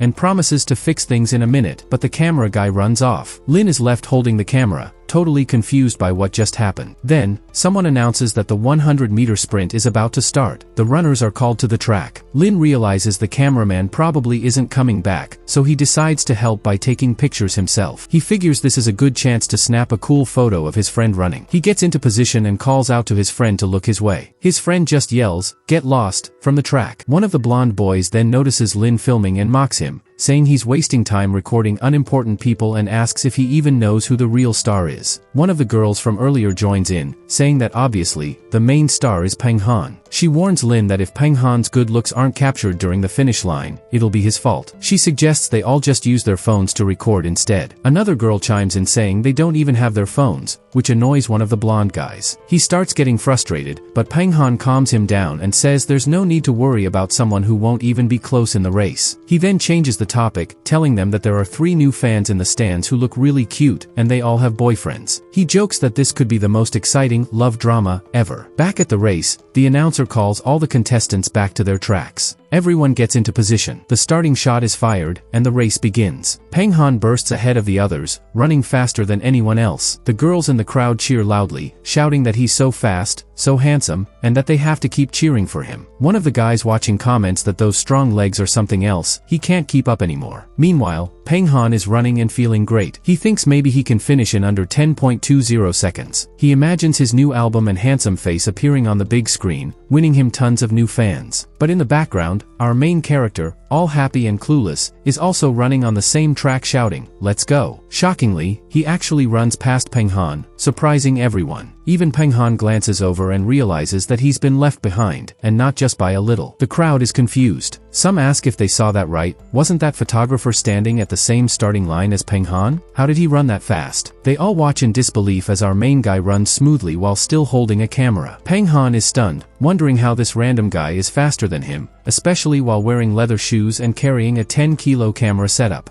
The announcer declares the winner of the 100-meter race, Peng Han, with a time of 10.55 seconds, officially the champion. But he doesn't look happy at all. Deep down, he knows it doesn't feel like a real win. Commentators even start talking about how strange it was. Peng Han had a perfect start and was doing great for the first 50 meters, but then something happened, and he totally lost his pace. This ends up being his worst performance yet. Meanwhile, our main character, not even tired, casually tells his friend, "I got some great photos. Aren't you gonna thank me?" His friend tells him to give it a rest and let people breathe first. Peng Han drops to his knees in disbelief, asking himself how this is even possible. People aren't stupid, they saw it too. One girl says she definitely saw it. Lin really outran Peng Han. Just then, Lin's friend yells at him to hurry up and keep filming, reminding him the 400-meter race is about to start. He needs to record that too. Lin, still confused, is pushed toward the track with the camera. Frustrated but not wanting to argue, Lin gets back to work, now filming the 400-meter champion, yet another guy who also won the 100 meters. Lin grumbles to himself while recording, thinking that these guys always show off. As for that last word, he keeps muttering. It's just something silly he says when he's annoyed. No big deal. Our main character thinks to himself that covering the whole athletics competition is actually super tiring. He plans to ask the photographer to treat him to a meal later as thanks for helping out. Meanwhile, the trio of loud blonde guys go to the referee and say they want to report someone for cheating. The referee, annoyed, asks if they're serious. He tells them the school has proper testing tools and that anyone caught breaking the rules will be punished,